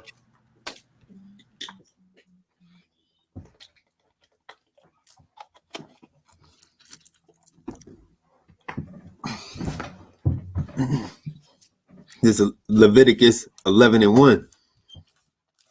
And Yahweh spake unto Moses and to Aaron, saying unto them, Speak unto the children of Israel, saying, These are the beasts which ye shall eat among all the beasts that are on the earth. Whosoever parteth the hoof and is cloven-footed and cheweth the cud among the beasts, that shall ye eat. Nevertheless, these shall ye not eat of them that chew the cud, or of them that divide the hoof, as the camel, because he cheweth the cud, but divideth not the hoof, he is unclean unto you.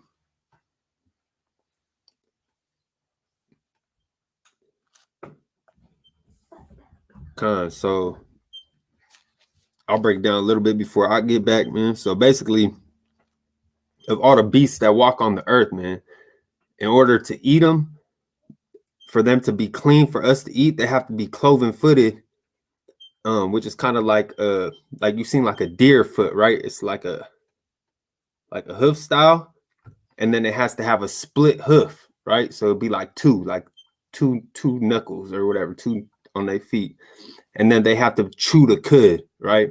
So when they chew the cud, It's like they eat their food and then they regurgitate it and chew it again, and then they swallow it, and then it digests in their bellies. Like the cow got multiple bellies as well, right? Con, give me a second. So I'm still changing up my daughter, but I wanna get that when it says chew at the cud, right? Because that is part of it, but it's also right. They eat grass. Yeah, Right. They grain and grass eaters. You know, the Lord don't want us eating things that eat meat. You know, that eat animals.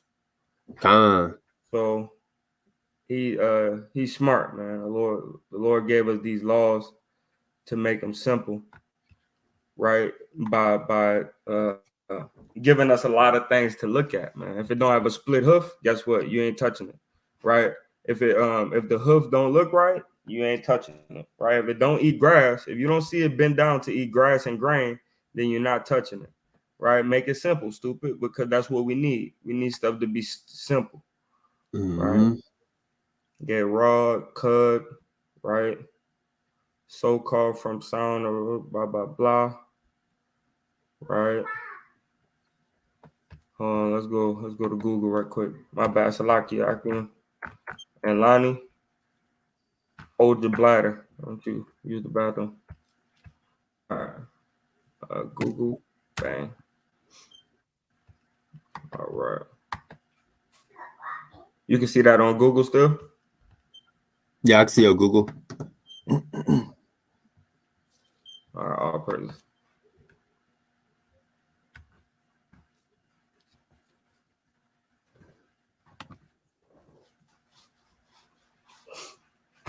All right, come.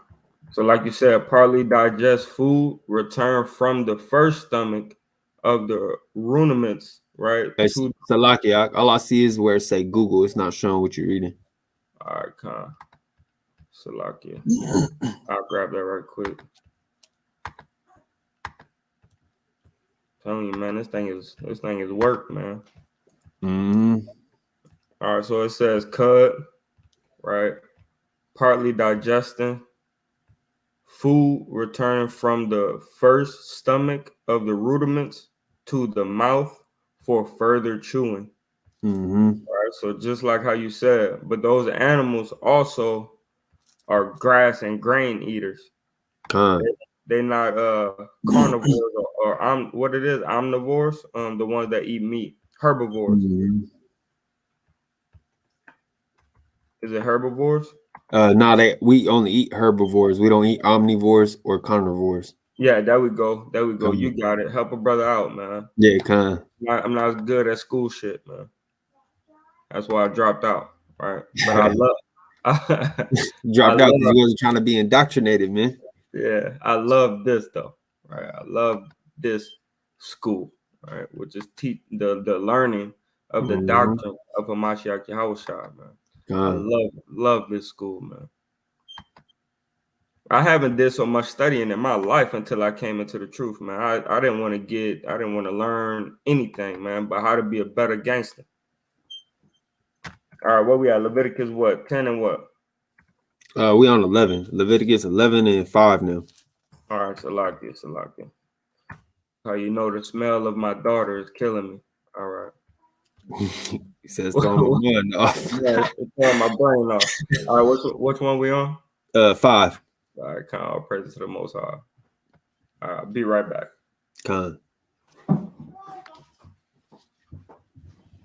No, I need to grab my charger. Salakia. I was gonna say, if you're almost done. Yeah, almost done.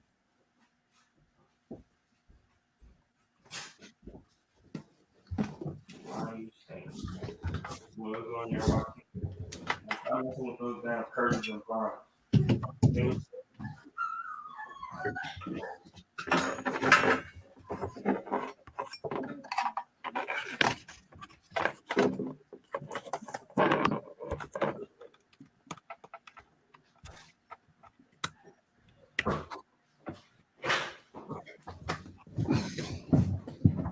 All right, Salakia Israel, man. You know, we still family men, and you know, we still brothers. You know, we got other stuff we deal with in life, man. You God. know, so we gotta deal with our family stuff at the same time as dealing with y'all, Yasharala. I sincerely apologize for all the interruptions, man. But let's get back into it. Mm-hmm. All right, verse 5.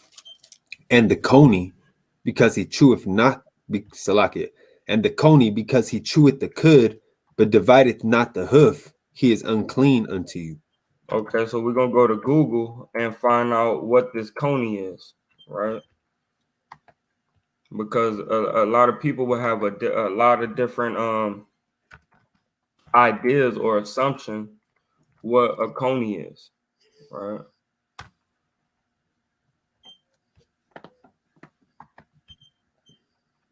My bad. Be patient with me.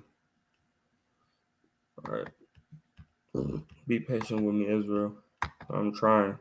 Your brother is working it. All right. So this would be your coney, right? A coon, a cat, right? A raccoon and a kitty, man. Different type of species of cats, and a raccoon is a type of cat too. It's on that borderline of a cat, right? So cooney, raccoon, right?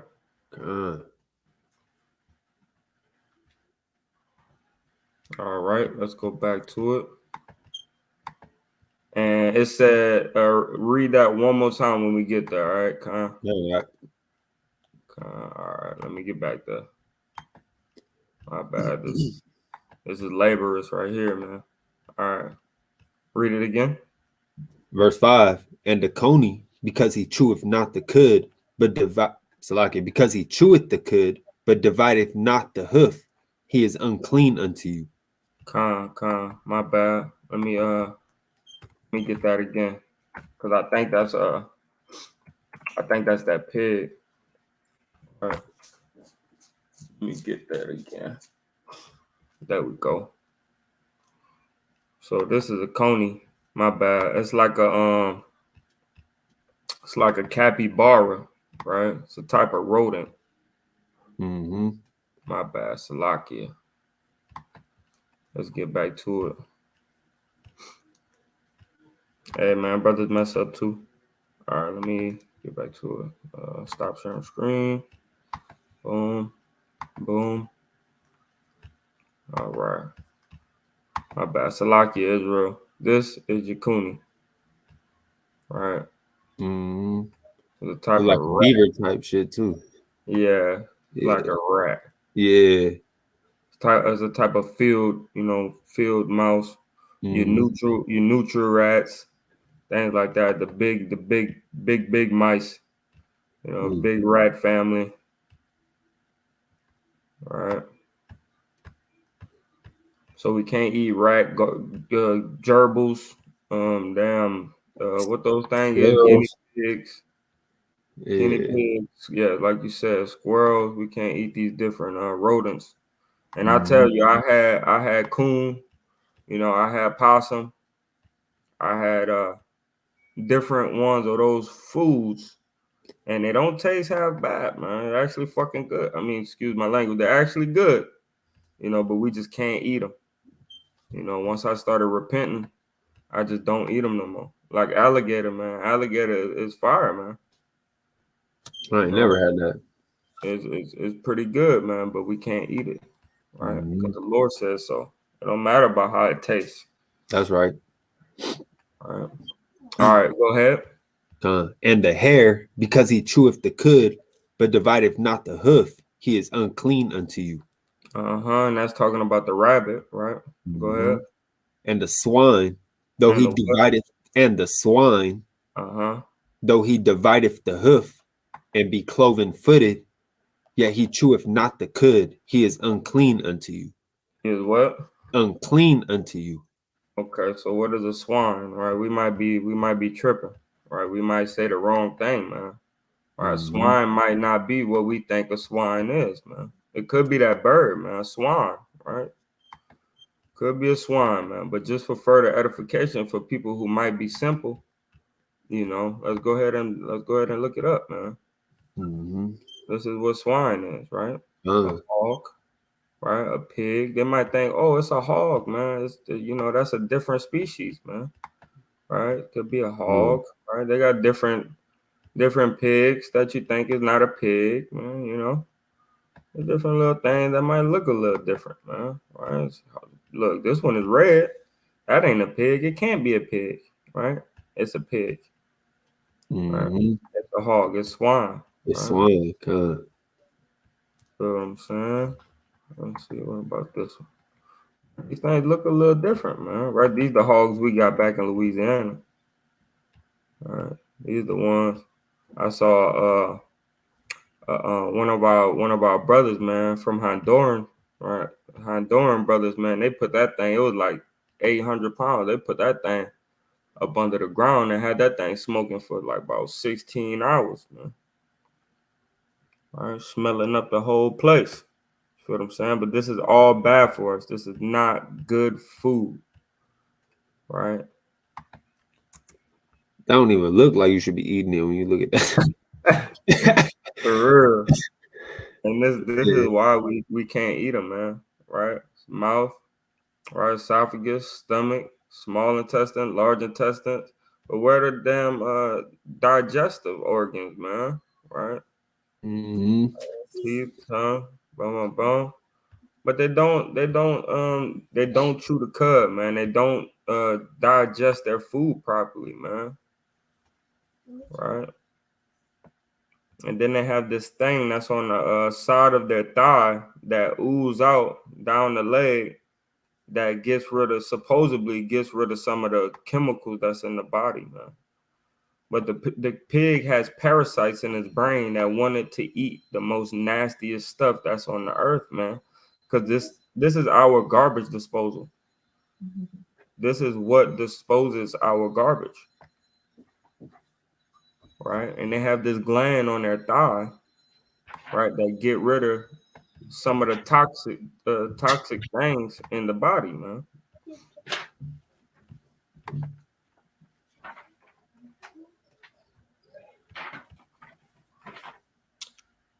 And I don't know what to call that gland, but usually they would I don't know what to call that gland, man, or how to look it up. Let's see if I can find it.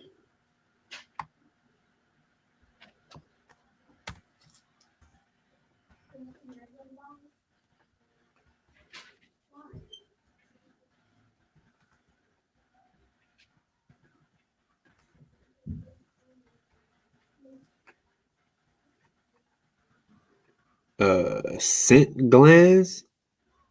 That's what it said? Yeah, say they located on the back of the front legs and sometimes look like a skin tag or a hole filled with a substance. How you spell that? SCENT.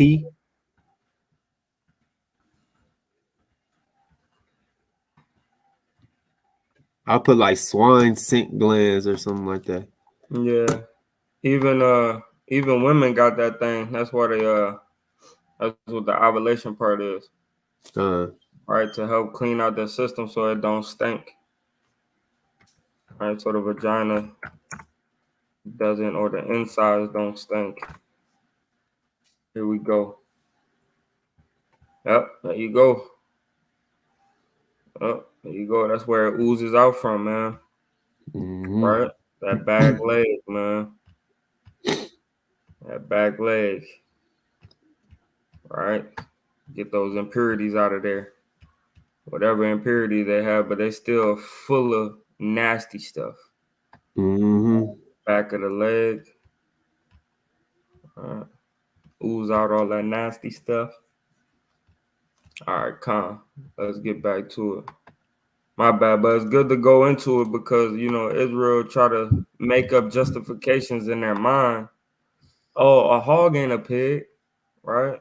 A guinea, this different type of species is not a pig. Right? No, swine is anything that look like a damn pig, and of the same family of the pig. Con. All right, no getting around it. All right, let's go.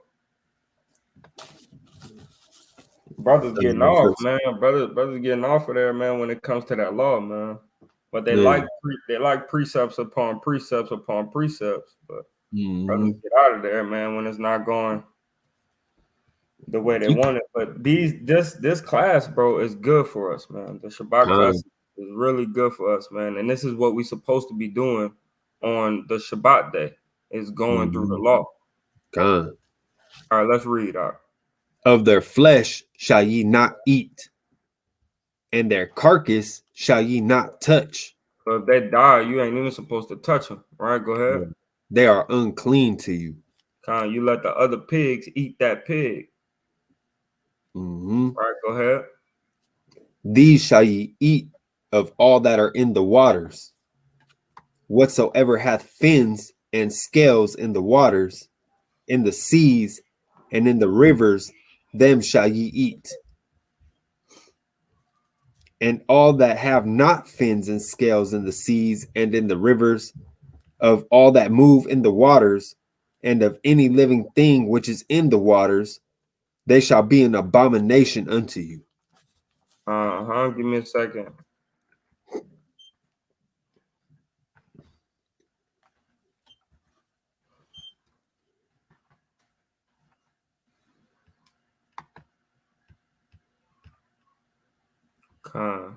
We're gonna get some of the fish, man, with these fins and scales, all right, just so y'all can see what we need that comes out of the water, man.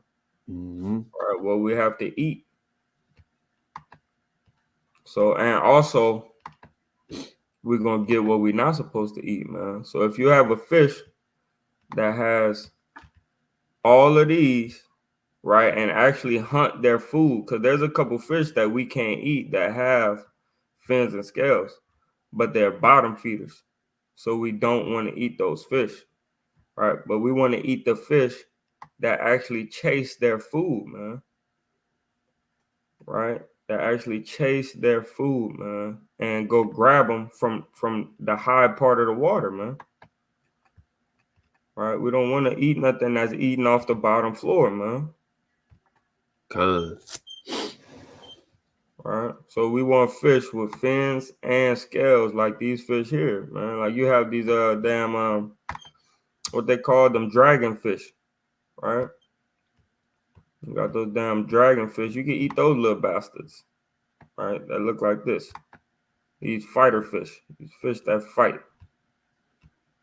All right, you can eat these little things because they have fins and scales, man. All right, you eat goldfish. All right, you can eat K.O.Y because they have fins and scales, man. But what you can't eat is this.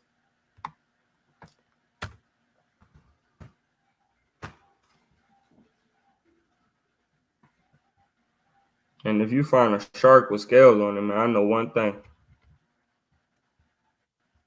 Right. We can't eat shark, man. Because shark doesn't have scales. They have skin. Right? And what else? No catfish in there, right? Yeah, of course. Of course. Just so the brothers could see, because, you know, our people love their catfish, man. Man, I used to love it.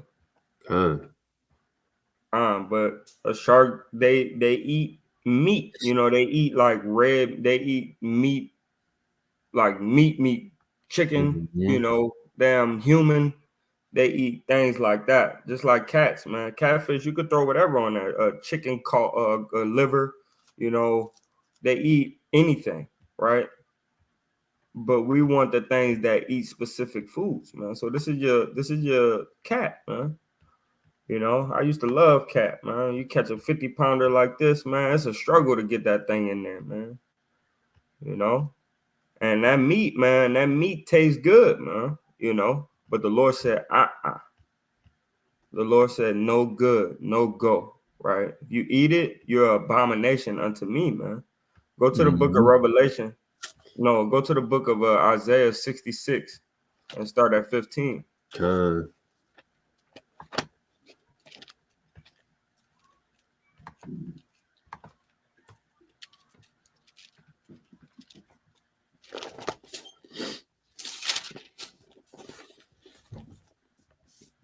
Isaiah 66 and 15. For behold, Yahweh will come with fire, and with his chariots like a whirlwind, to render his anger with fury, and his rebuke with flames of fire. For by fire Man, Lord ain't coming for no damn hugs and kisses, man. The Lord's coming to get you right, man. Right with anger and vengeance, man. It's not gonna be no damn fun and loving Christ, man. Right? He's gonna be fun and loving for the elect and the innumerable multitude, but he ain't about to be fun and loving to everybody, man. People got judgments that they got to live out, right? And some people are saved for that day of vengeance, man. All right, go ahead. For by fire and by his sword will the Lord plead with all flesh. Nah, by fire only. And by his sword will Yahweh plead with all flesh. How about Shem Yahushua gonna plead with all flesh, man, for fire and the sword, man. So hey, man, get yourself sell your garment, right? Take up your purse and buy yourself a sword, man. Go ahead. And the slain of Yahweh shall be many. They that sanctify themselves and purify themselves in the gardens behind one tree in the midst, eating swine's flesh. And the abomination and the mouse shall be consumed together, thus saith Yahweh.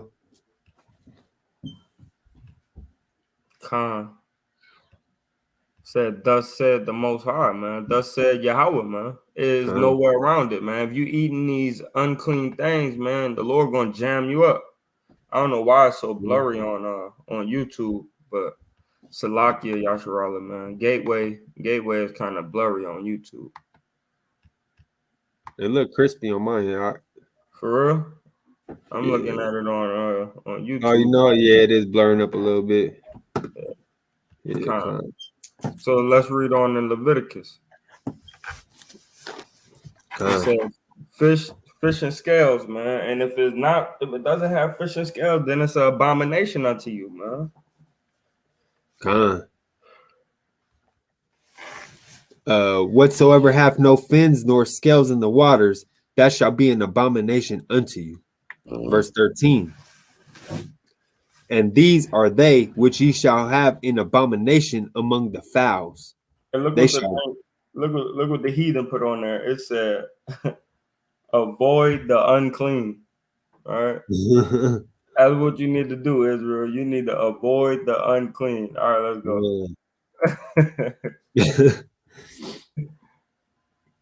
go. And these are they which shall be Slacky, and these are they which shall have an abomination among the fowls. They shall not be eaten. They are in abomination. The eagle and the ostrich and the osprey and the vulture and the kite after his kind. I want to get this. Yeah, I was like, you want to go into some of those? Yeah, I want to get this. I don't know how the hell to spell it though. The Aussie phrase.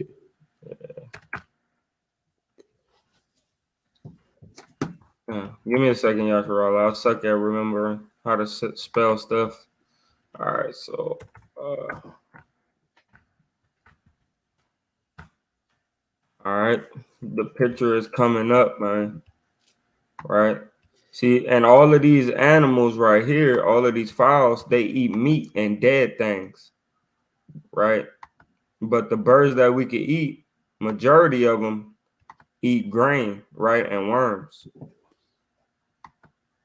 But these animals eat dead things, right? So these would be the birds that you can't eat, man. right? It's a type of vulture, right? Predators, man. Uh-huh. We don't want to eat that. We don't want to eat that, right? And when you're hungry, man, and we trying to feed our family and stuff like that, you're gonna have certain things come across, and you gotta know what not to eat, man. Right? You gotta know what not to eat, man. So this is an off rag, right? We cannot eat these type of birds, man. Most of the time, it's birds that fly for long periods of time and long distances that we Mhm. can't eat, man. You know, them hovering birds, man. What other bird we need to look up? The osprey. Osprey. I believe that's another type of vulture, right? And this is your osprey, right? This is the osprey, right? Damn, I wish you could see this picture. That thing is huge. All right, this is your osprey, right? And I'm not saying that you can't eat birds that eat fish, because some birds that we eat fish.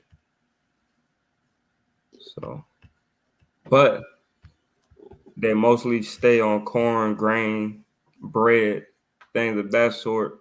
But they do eat worms and fish. That's like a bird thing.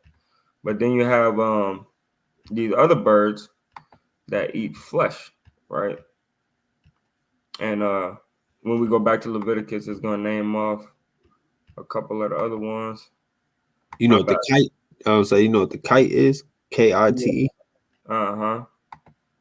We already read that? Yeah, kind. All right, kind of let's look up the kite. So the kite kind of look just like this bird, the osprey. And a lot of times you could just go, you could just go off of appearance, you know what I mean? But what they do is they hover just like any other bird that we can't eat, you know, like a hawk, a eagle, they hover, man. So we can't eat these birds, right? Just like we can't eat duck, you know. This is a white-tailed kite, right? Pretty bird, beautiful bird, but we just can't eat it, you know.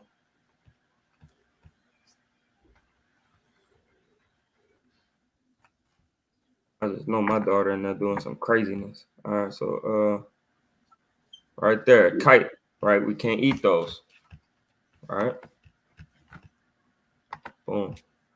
It's not on the screen. There you go. What, the kite? It wasn't Yeah, on the the screen? kite. Nah, it wasn't on the screen. Oh, my bad, Salakia. You should have been said something. I thought you was about to search it and then open it. Nah, it was already on there. My bad, Salakia. Right there. You see it? Con. Yeah, this is the kite right here. Right.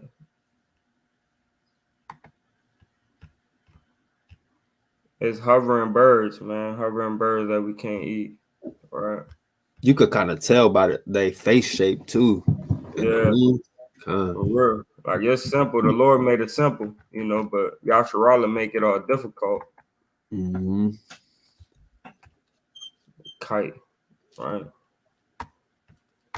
Kite. All right. So we got what that bird is. All right. Stop screen, present. All right. This that work, man. I'm telling you. Having to use this stream yard is different, bro. I tell you. All right.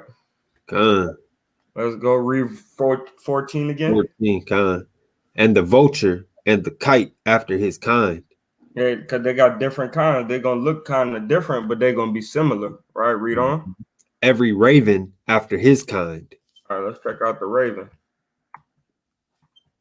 All right, let's check out the raven. we all should know what the Raven is because they got a school, a football team that's called the Ravens, right? But Israel is visual learners. And I probably spelled that wrong like a motherfucker. It's with an E. Raven.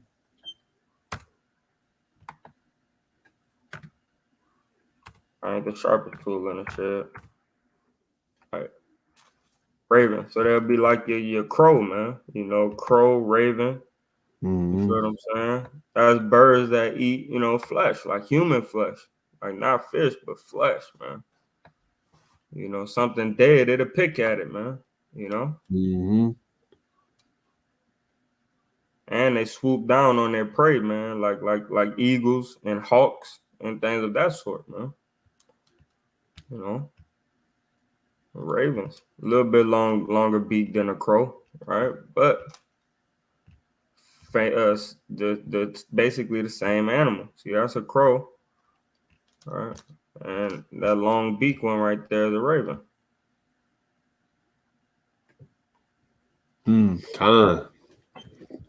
Right. But we can't eat both of those birds. All right, back to it. They need to find a way to make this more simple, man. I was gonna say, man, that's tedious. You gotta keep going back and forth. Man, they need to find out how to make this more simple, man. And I think there's a better plan where it is a little simpler like that. Eventually, we'll grow as a body and be able to get more expensive stuff. All right, there we go. Verse 16. And the owl and the nighthawk and the cacao and the hawk after his kind. So it says, and the hawk, right? The nighthawk and the cacao, right? Let's get the cacao. The cacao, man, these birds make a loud ass noise. Right? That's how they get this damn name. All right, these cacaos make a loud noise. All right, let me my bad. Let's take that off. All right, stop. Oh, that's cold-blooded. So that's how they do that. That's how they play the music from a video or something, the audio from the video on here. I just found that out just by doing this. Damn. That's damn. So no eating no eating damn what those bird is. Those not a flamingo, but the other one. The colorful tail. Peacock. Yeah, we can't eat peacocks either, man. Keep it simple, stupid. If that tail look like that on this one, we can't eat peacocks. Right. A cuckoo, right? Cacao, right?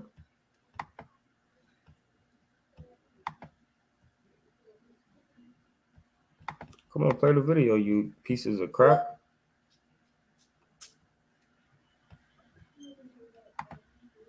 All right, I don't want to play it, but they make a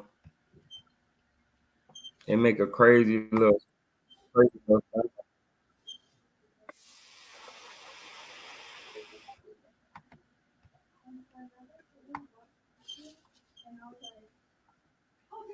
My bad, Salaki.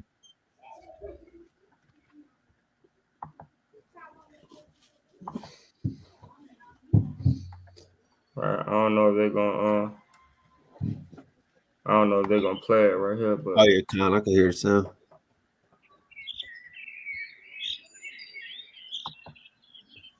all right, so this is cacao, man. All right, this little bird right here.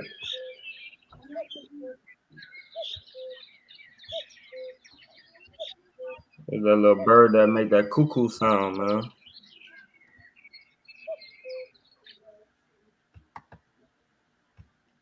A little bird that be on your clock.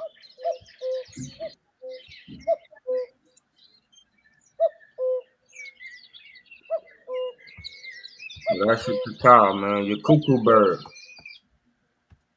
All right, cuckoo bird, man. I thought that was that other bird I heard before, man. They got a bird, man, that make a loud ass sound, and it's not a cuckoo either. something loud, man, like a clap.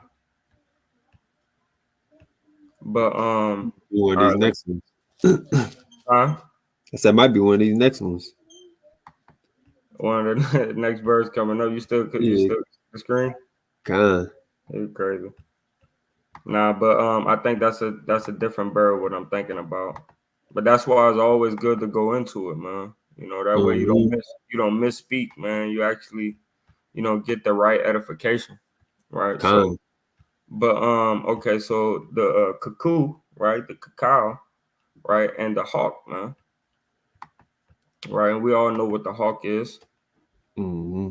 But it's another hovering bird, man. And the Lord, that's what I'm saying. The Lord make it simple. He give us a whole bunch of birds that have the same type of characteristics, or the animals that we could eat or can't eat that have all the same characteristics. And we could go strictly based off the characteristics.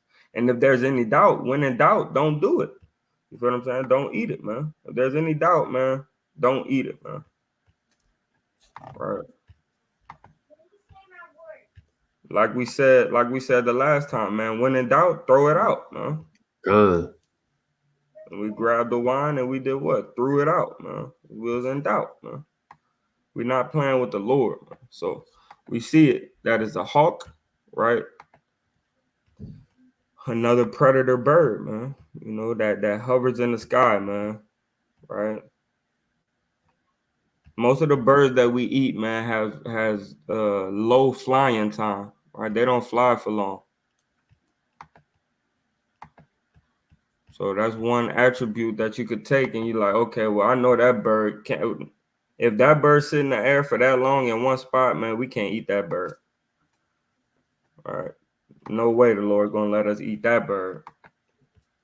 So and it's just simple things that we could look to, man, to figure it out. You know, and it says, go ahead, Doc.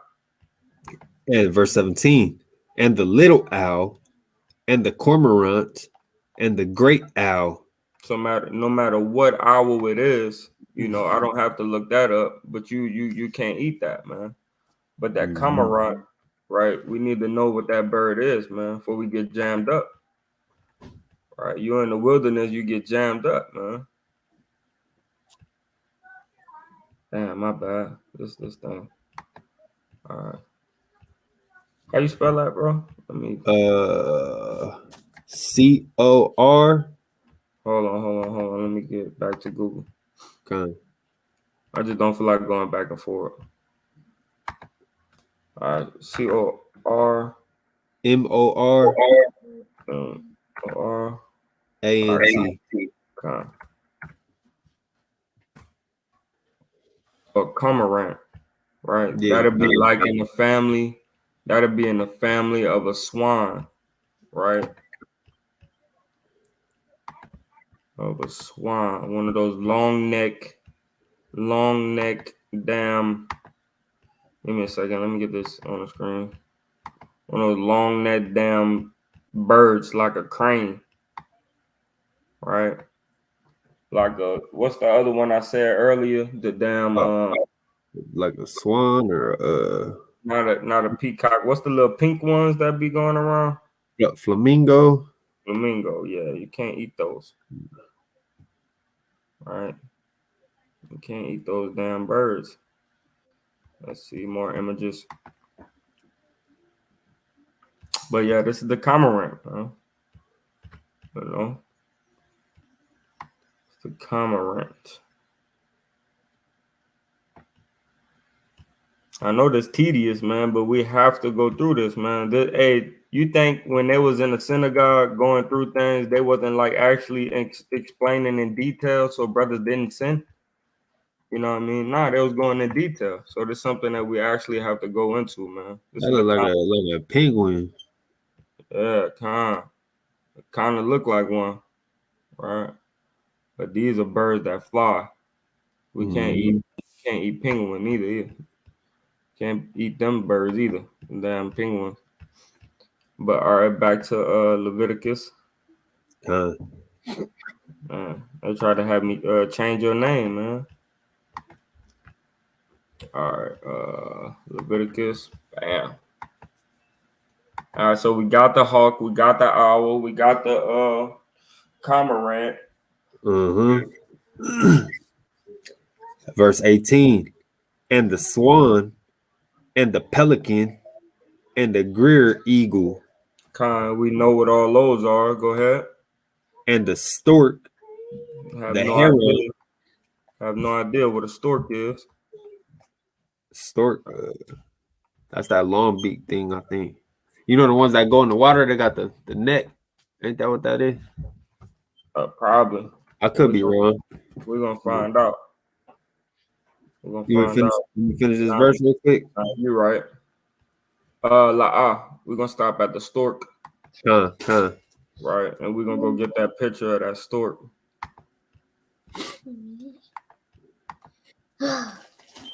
My bad. It's too hard. All right, these the thing that you was talking about, right? The long beak thing. You probably was thinking about something a little bit different, but I was thinking about them Finding Nemo birds. that's a penguin. I mean, that's a my bad. That's a pelican. Oh, con. And then the other ones is a seagull. The one that was like mine. Con.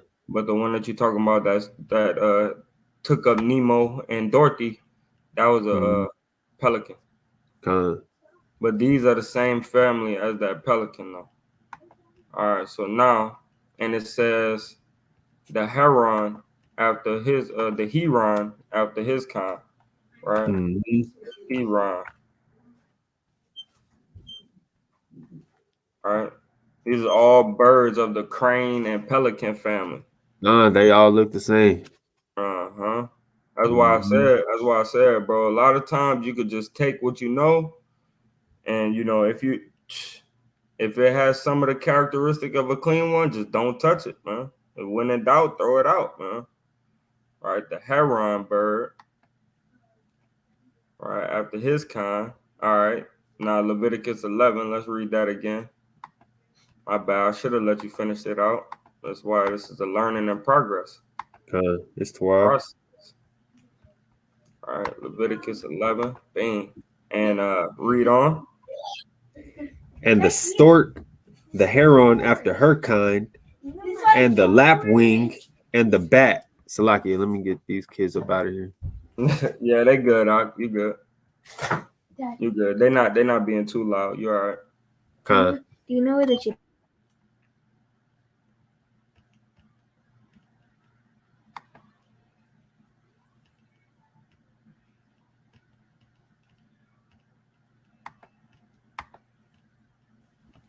All right, con. All good, all good. Shawty trying to be in the video. The little shawty trying to get in the video, man.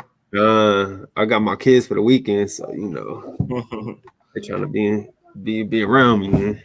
Yeah, if you want, bring them to camp too. I'm gonna bring mine out there, so they could kind of be around, man. Play, do whatever. All right, so this is you see it, the lapwing. This is the lapwing, right? And this one right here, damn, it look like a dove. So it looked like it could be at 8. You feel what I'm saying? But this is what you got to look out for. Right here. Right. So I'm not touching that. If it got that, I'm not touching it. All right. This little thing right here. Look out for that, man. You know, you take key points of this thing, right? And you look out for it, man. Don't touch that with that right there. You know? Let me show a dove right quick. So y'all can see how close it looks to a dove. You see that? The same head shape, man. The body close enough, you know. You might mistake it for a dove, but guess what? None of that little wing stuff on the back of the head. And we can eat a dove. All right. I'm gonna try to start going through this fast because I gotta take that ride. So I take that ride about there. Leviticus 11. Oh, all right. And we know what the bad is, right? The thing that shot out that vid virus. You know what I mean? We know what the bad is, right? Go ahead. Verse 20. All fowls that creep, going upon all four, shall be an abomination unto you. Hey man, Yeah. if it fly and it got it walk on the wings, if it walk on the wings and the feet, or if it flies and it got 4 feet, right? It's an abomination unto you, man. Go ahead. Yet these may ye eat of every flying, creeping thing that goeth upon all four, which have legs above their feet, to leap withal upon the earth. So they gotta jump, man. If they fly, they gotta jump, right? Go ahead. Even these of them ye may eat. The locust after his kind, and the bald locust after his kind, and the beetle after his kind, and the grasshopper after his kind. So you can notice that it says locust, right? Locust, right? And then it says a grasshopper, which is a type of locust. But then it says beetle, right? This beetle is not a beetle. We don't want to eat any beetles, right? We don't want to eat any beetles because the Bible said so, right? A beetle, the beetle that it's talking about in here is a type of locust, right? A hargall, Yeah, right? A hargall, right? A kind of locust, locust, right? A leaping creature. A beetle doesn't leap, right? That's why it's important to go into the Hebrew, man. Man, right? It says a kind of locust. It's not a beetle, right? Let's go to it a little bit. Let's go into it a little bit. Show you the difference between how a beetle, grasshopper, and a locust look, right? All right, let's go. Let's go into it a little bit. Hey man, I ain't gonna lie, bro. These things help a lot, bro. These Shabbat classes, man, they man, they put a brother right where you need to be, bro. I'll tell you, man. Because a lot of times, man, we go straight into camp, man, go straight into the fun part, and we ain't even get the steak and potatoes, man. Right? It's all fun and games, man, till somebody gets shot, man. And you could get shot for not knowing what the hell you need to be eating. See, and this is a locust, right? And this would be considered like a grasshopper, but they both locusts, right? This right here, a locust, right? But more than it flies, guess what? It jumps, right? And what it got? 6 legs, right? But it leaps off of 4. It leaps off of these back 4, right? And these is arms, right? Look at that type of locust that we could eat, man, right? It's a locust, right? Don't go picking up a moth thinking it's a locust, right? Don't go just eating every flying animal that you see, man. All right, this is a beautiful one right here. I have to fry mine, man. I had to cook I was mine. gonna say, you ever ate a locust? Man, I had to cook mine, man. I can't do that. I can't just grab a locust out of thin air and just eat it, man. That's not gonna be my cup of tea, man. But I for damn sure cook one and eat it. All right. Boom. There you go. And it says the Mormon cricket, right? Which that would be considered as a locust, right? All right. That's Now, John the Baptist would eat, right? Locust. yeah, that's everything he would eat. Beetle. Watch, we're gonna see what a beetle look like. Right. This is a beetle. A beetle don't jump. right? Beetle we can't eat, man. This weird shit, we can't eat this weird shit. All right. We don't want to eat a slow moving beetle, right? The stuff that we eat are fast moving, right? Eat certain things that we eat, you know. We don't want to eat beetles. No eating a love bug, right? We don't want to eat these things. It wasn't talking about a beetle. It was talking about a specific type of locust.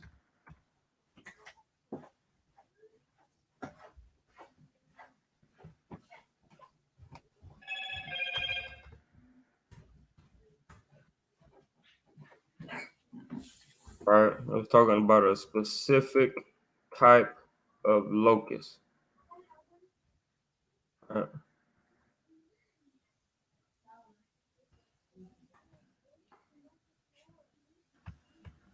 I still wouldn't eat that. It's questionable, man. Yeah, kind. It's questionable, man. Understand? But this would be around this would be what the scriptures is talking about when it says a beetle. Right? It kind of looks like a beetle and it looks like a locust, but it still jumps. It still jumps and leaps. So it's clean, but like the brother said, I still wouldn't mess with it. Right? A locust borer beetle, right? Right. So it's still the family of a locust, but I wouldn't mess with it. All right.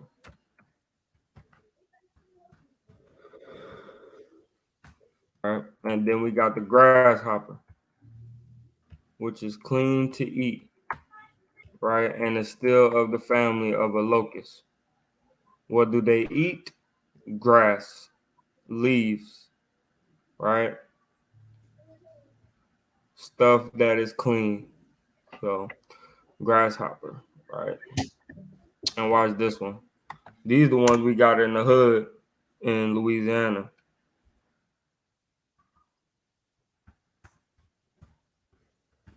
And you might have saw them when you was out there, wherever you was working.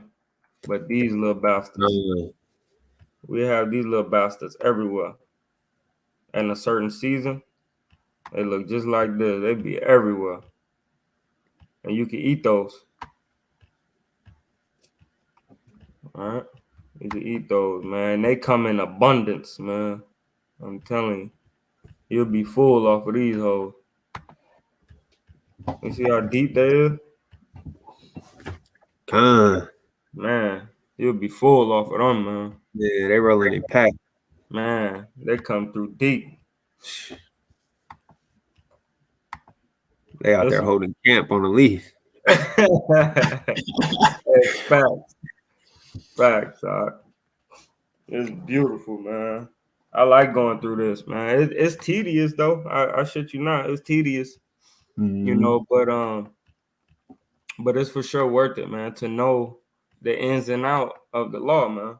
Kind of help build that spirit up too. For real. All right.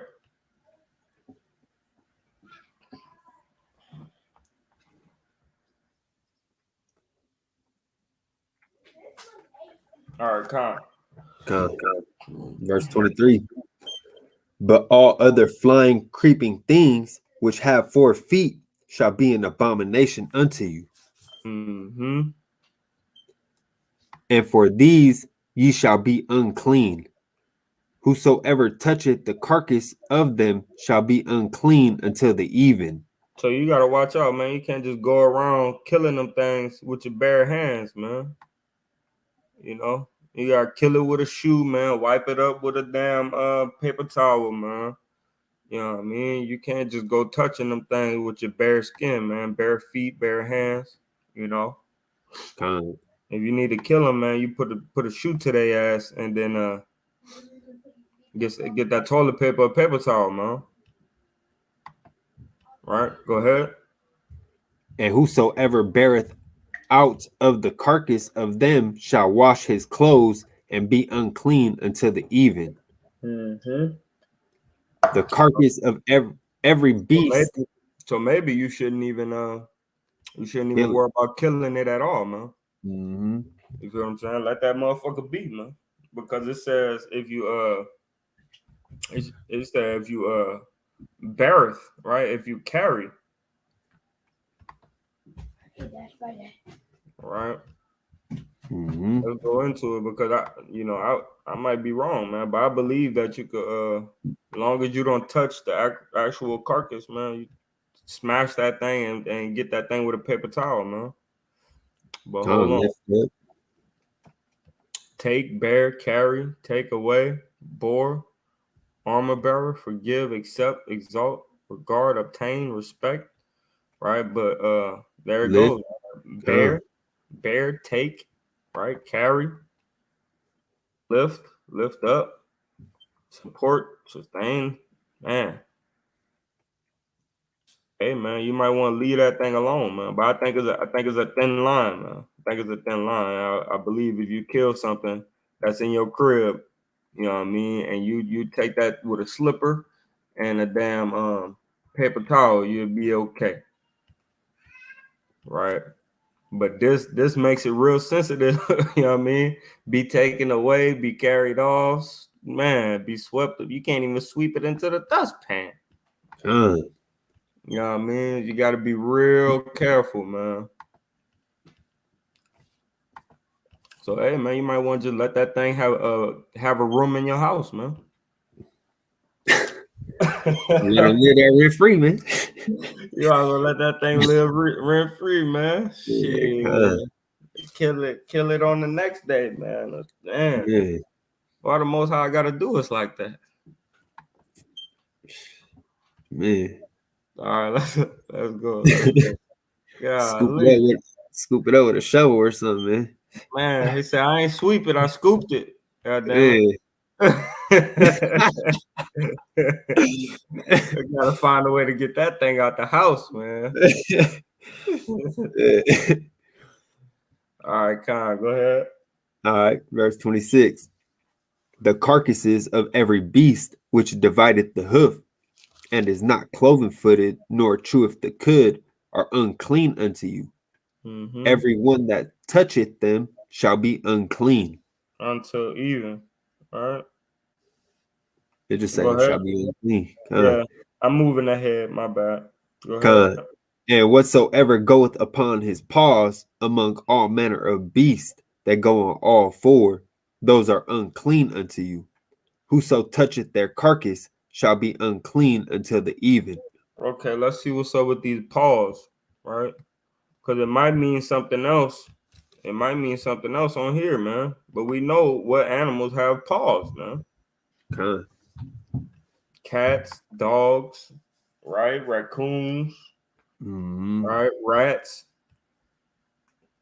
right? Calf, right?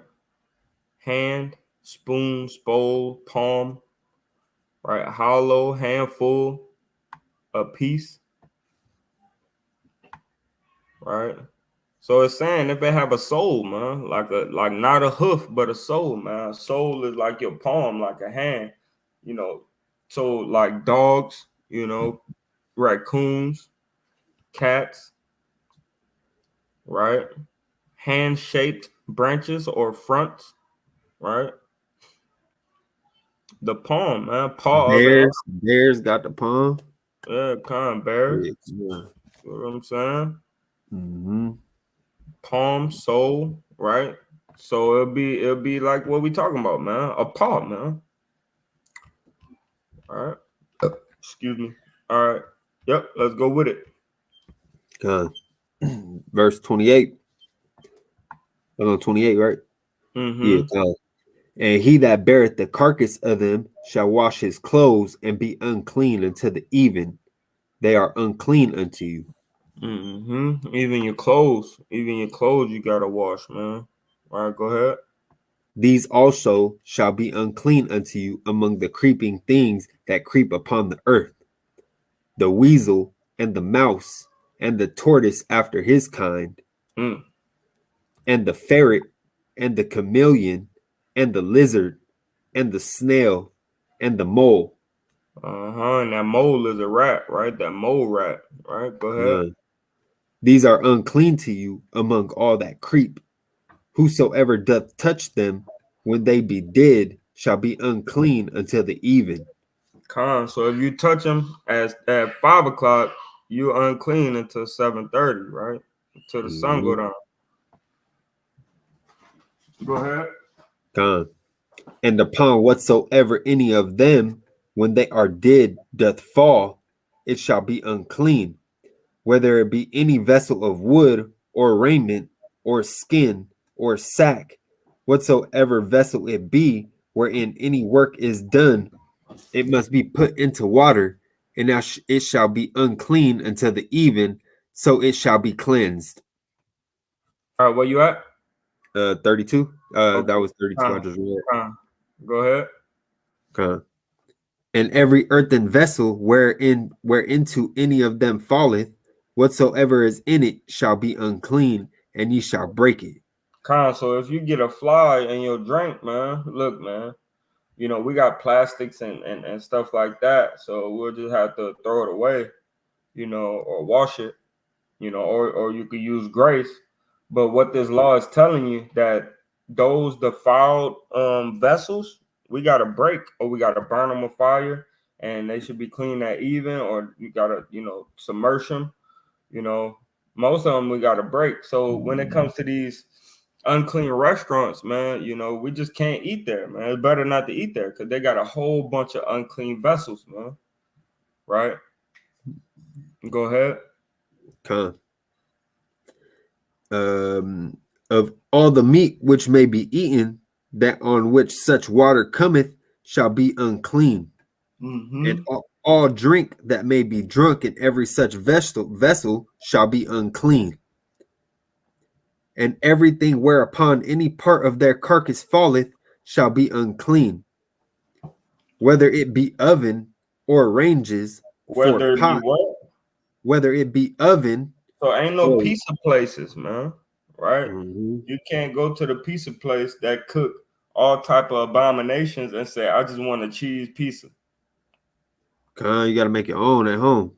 Yeah, man. That cheese pizza gonna have is the oven has steam and it goes into the top of the oven and it drips down on whatever pizza that's in there. So you might as well eat a pork pizza. Go ahead, bro. Or ranges for pots, they shall be broken down, for they are unclean and shall be unclean unto you. That's right. Nevertheless, a fountain or pit wherein there is plenty of water shall So be if you have a fountain or a pit, man, where you go get water from, right? And it says wherein there is plenty of water, what happened? Shall be clean. Uh-huh. But that which toucheth their carcass shall be unclean. And if any part of their carcass fall upon any sowing seed which is to be sown, it shall be clean. Because it's gonna grow from the soil anyway, right? Go ahead.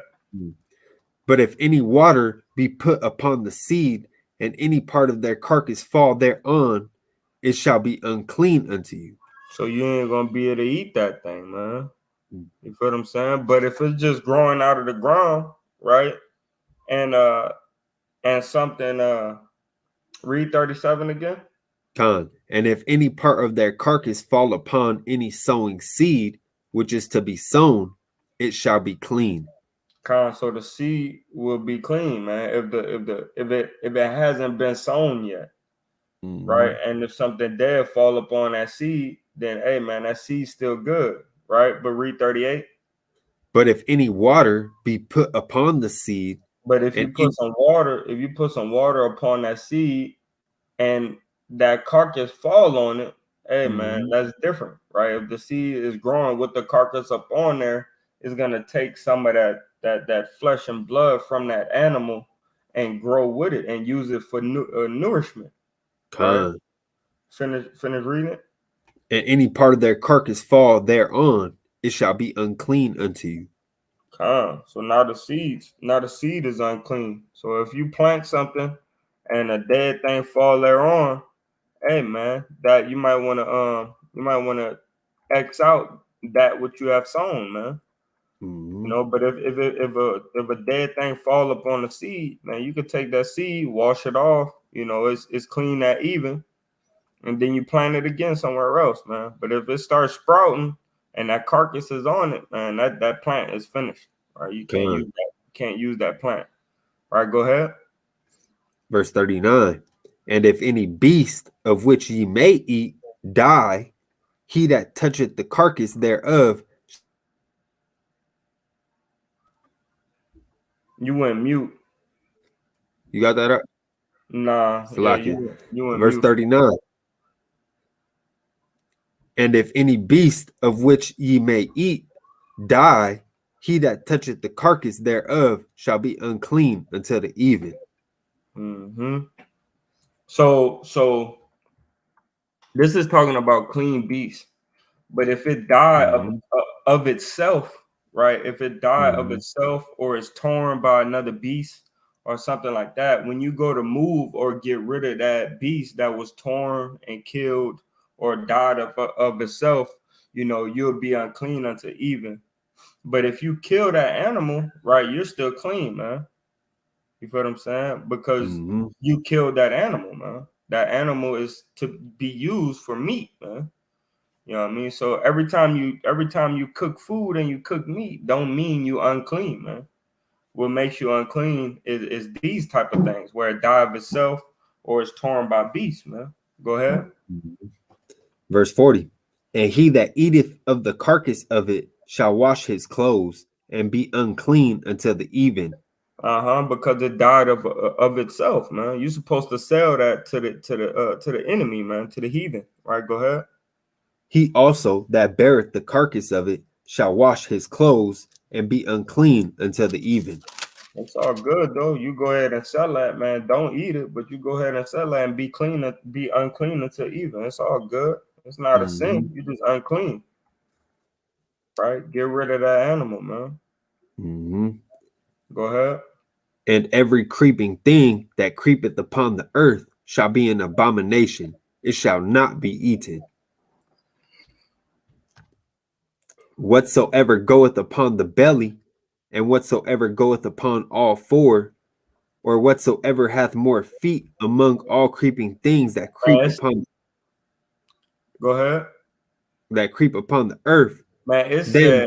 it said if it has more more feet, right? Mhm. If it got 6 feet, you can't eat it, man. Mhm. Period. If it got 5 feet, you can't eat it. Con. You know what I mean? That's an infirmity, man. Mhm. I mean, if that motherfucker got 3 feet, you can't eat it. Con. You understand me? Sell it, Mhm. right? Go ahead. Them ye shall not eat, for they are an abomination. Mm-hmm. Ye shall not make yourselves abominable with any creeping thing that creepeth. Neither shall ye make yourselves unclean with them, that ye should be defiled thereby. And that's why we need servants, because they need to move all that shit. But you know, Con. we're gonna be unclean, you know, in this captivity. We're gonna get certain laws of the cleanliness laws. We're gonna be unclean, man. We have to have sex. That makes you unclean, right? Our women have to have their menstrual cycle. They're gonna be unclean. So that's not what it's saying. It's just saying the best that you can, try to be clean as much as you can, right? Mhm. Go ahead. Verse 44. For I am Yahweh your power. That's Ye right. shall therefore sanctify yourselves, and ye shall be holy. For Kai, I am holy. you shall, Shalaki, you shall therefore sanctify yourself, man. Dedicate yourself, right?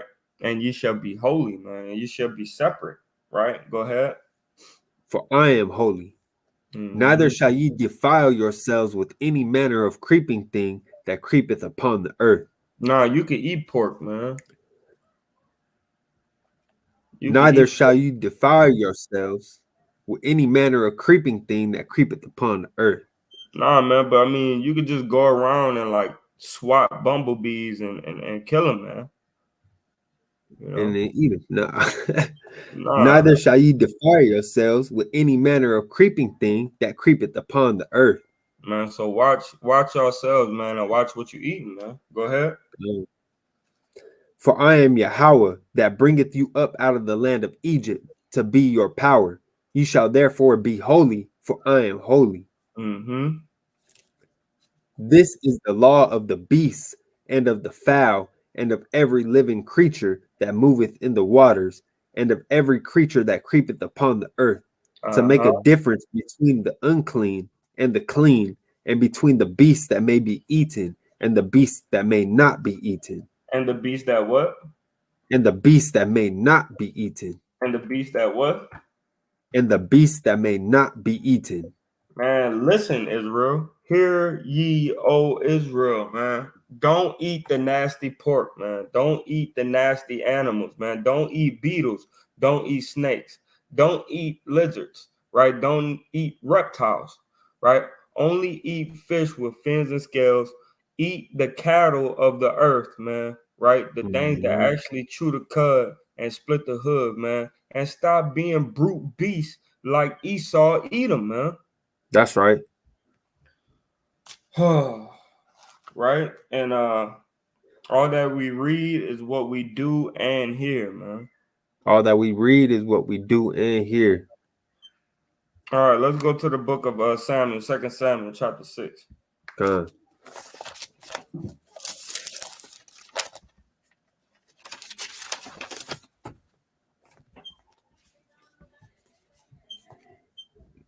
All right.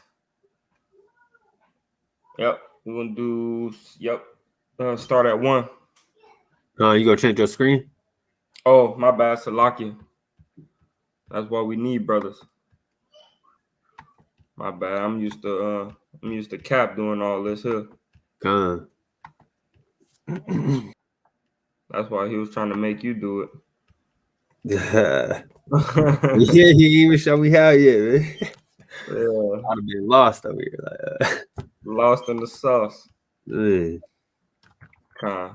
2 Samuel.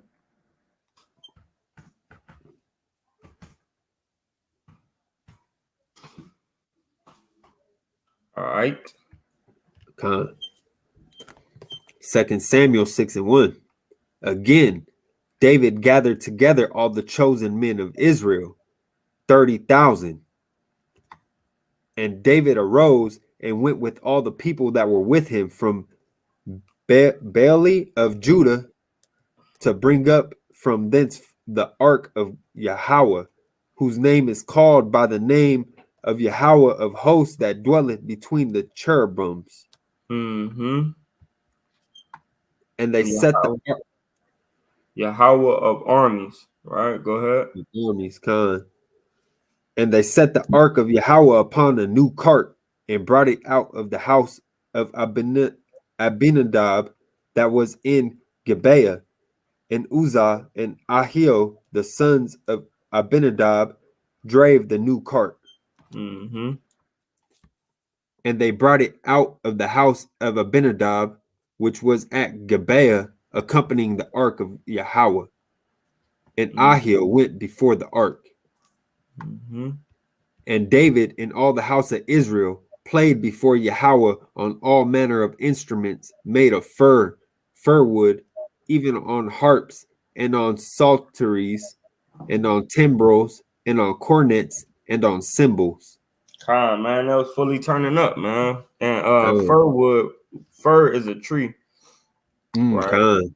So it's saying fir wood, even harps and the salt trees and the timbrels and the cornets and on cymbals, right? So it's a whole turn up before the Ark of the Covenant, man. Mm-hmm. Right? We see those different African tribal movies, and before the king come through, man, they turning up, huh? You know what I mean? They have a whole dance routine coming out, boom. You know what I mean? The whole little thing going on. And Mm-hmm. and the king come out, man. Feel what I'm saying? Y'all don't watch Wakanda Forever, man. Y'all don't watch, Woman King, man. Y'all don't watch these different movies, man. That's how we turn up, man. You know. Go ahead. Mhm. And when they came to Nacon's threshing floor, Uzzah put forth his hand to the ark of Yahweh and took hold of it, for the oxen shook it. Mm-hmm. And the anger of Yahweh was kindled against Uzzah, and Yahweh smote him there for his error, and there he died by the ark of Yahweh. Hey man, don't play with me, man.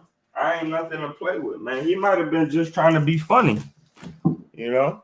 He might have been just trying to be funny, man. But the Lord ain't that man, man. You know what I mean? He ain't that dude, man. He ain't that guy, man. The Lord is the man of war, man. Right? Don't come playing with me like that, man. That was it. He just made an error and he got smoked, man. Yeah, yeah. He just messed up a little bit, man. He killed him right then and there, man. Go ahead. And David was displeased because Yahweh had made a breach upon Uzzah, and he called the name of the place Perez Uzzah to this day. They said David was mad Yeah. because he messed up the block, man. The block was pretty at first, man. He done made a mark on the block, man. Yahweh, you ain't had to do that, man. And he said he messed it up so bad that the place is called whatever this is right here, man. Let's go see what that means, man. That's funny. That David was mad with the Lord, man. Why you had to do that, man? Yeah. Why you had to do that, man? And they say you can't be mad. You can't be mad with the Most High, man. David was. Yeah, you do that for, man. It was pretty the way it was, man. That's the name of it, right? Read that. Breach of Uzzah. Mm-hmm. Mm-hmm. The place where Uzzah was slain by Yahweh for touching the ark, located close to Jerusalem, man. Right in Palestine. Right in Palestine.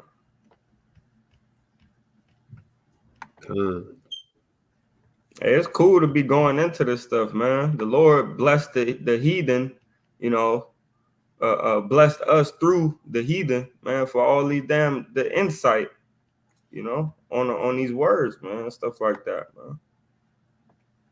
So the name Perizau, however you say that, is breach upon Uzziah, right? Yeah.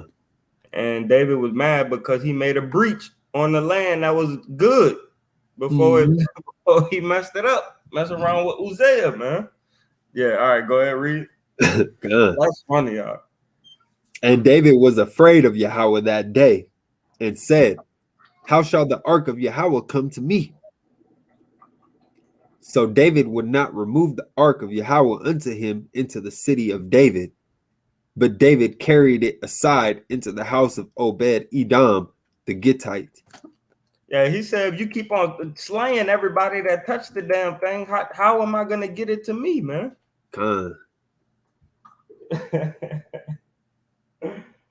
Oh, man. Yeah. Man, that's crazy, bro. The Lord is wonderful, man. Go ahead. Yeah. And the ark of Yahweh continued in the house of Obed Edom the Gittite 3 months. And Yahweh blessed Obed Edom and all his household. And it was told King David, saying, Yahweh had blessed the house of Obed Edom and all that pertaineth unto him, because of the ark of Yahweh. So David went and brought up the ark of Yahweh from the house of Obed Edom into the city of David with gladness. Let's go get this name Obed Edom, right? Because we know we have an Obed, which is a mighty powerful brother, you know, in our nation, and we know that Edom means red, right? Or wasted. Esau is wasted away as he, but Edom is a word for ready, right? Or red, or something of that sort, I believe. So, but let's go find out what this is, man. What this word means, right? Servant of Edom, right? So Obed is a servant, right, of Edom. Of Edom. Obed Edom, man. Right, a servant of Edom, man. Right, but he had to be an Israelite if he. I mean, the Lord wouldn't let his ark rest around, no damn Edomite, man. They would have been Con. plagued. Right, we seen the plagues that he put on people for dealing with that. Con. Damn, I messed up somehow. Let me go back. All right. So Obed Edom, servant of Edom, right? Mm-hmm. We on 13? Yeah, Con 13. Read on. Con. And it was so that when they that bear the ark of Yahweh had gone 6 paces, he sacrificed oxen and fatlings. Uh-huh. What is 6 paces? What is paces? My bad. I don't just like to read through stuff and we can't damn understand, Yeah, Con. what it is. I don't know what the hell a pace is. So step, stride, right? So about 3 feet. Pace or a regular step. A pace, step. So yeah, about 3 feet. Con. All right. Read it again. My bad. Con. And it was so that when they that bear the ark of Yahweh had gone 6 paces, he sacrificed oxen and fatlings. So about like 20, about like 20 feet, you know what I mean, away from where they were. Mm-hmm. All right, about 20 feet. Go ahead. And David danced before Yahweh with all his might. And David was girded with the linen ephod. Hey man, he hitting that, you know what I Man, mean? He hitting those different shimmy moves, he's man. talking Where about the show out for Yahweh, man. where he could get these clothes off, man. He crumping and everything. Man. So getting it in for the Yeah. Lord, man. Getting it in for the Lord, man. Go ahead. So David and all the house of Israel brought up the ark of Yahweh with shouting and with the sound of the trumpet. And as the ark of Yahweh came into the city of David, Michal, Saul's daughter, looked through a window and saw King David leaping and dancing before Yahweh, and she Man, despised him in her heart. Man, I mean, hitting backflips and everything. Bop, you know what I mean? He going in, jumping jacks. He got the whole thing going on. You know what I'm saying? David turning up. He came out his clothes. Man. Turn up, man. Go ahead. Yeah. And when they brought the ark of Yahweh, Before you go, man. And she was despised. She despised him in her heart, man. Why is he going so hard for the Lord, man? What is he dancing so much for? Why the hell is he so happy, man? Go ahead. And they brought in the ark of Yahweh and set it in his place in the midst of the tabernacle that David had pitched for it. And David offered burnt offerings and peace offerings before Yahweh. What David do? David offered burnt offerings and peace offerings before Yahweh. Man. Right, because he know it's only by the grace and mercy of Yahweh that he was able to get the ark. Mm-hmm. Go ahead. And as soon as David had made an end of offering burnt offerings and peace offerings, he blessed the people in the name of Yahweh. And he dealt among all the people, even among the whole multitude of Israel, as well to the women as men, to every one a cake of bread and a good piece of flesh and a flagon of wine. So all the people departed every one to his house. And a flagon of wine, man. Let's see what a flagon is. I kind of know what it is. It's like a weight of liquid, like how we say liters today. But it's a certain measurement. A certain measurement of liquid. Right? As he saw, right? As he saw. Raisin cake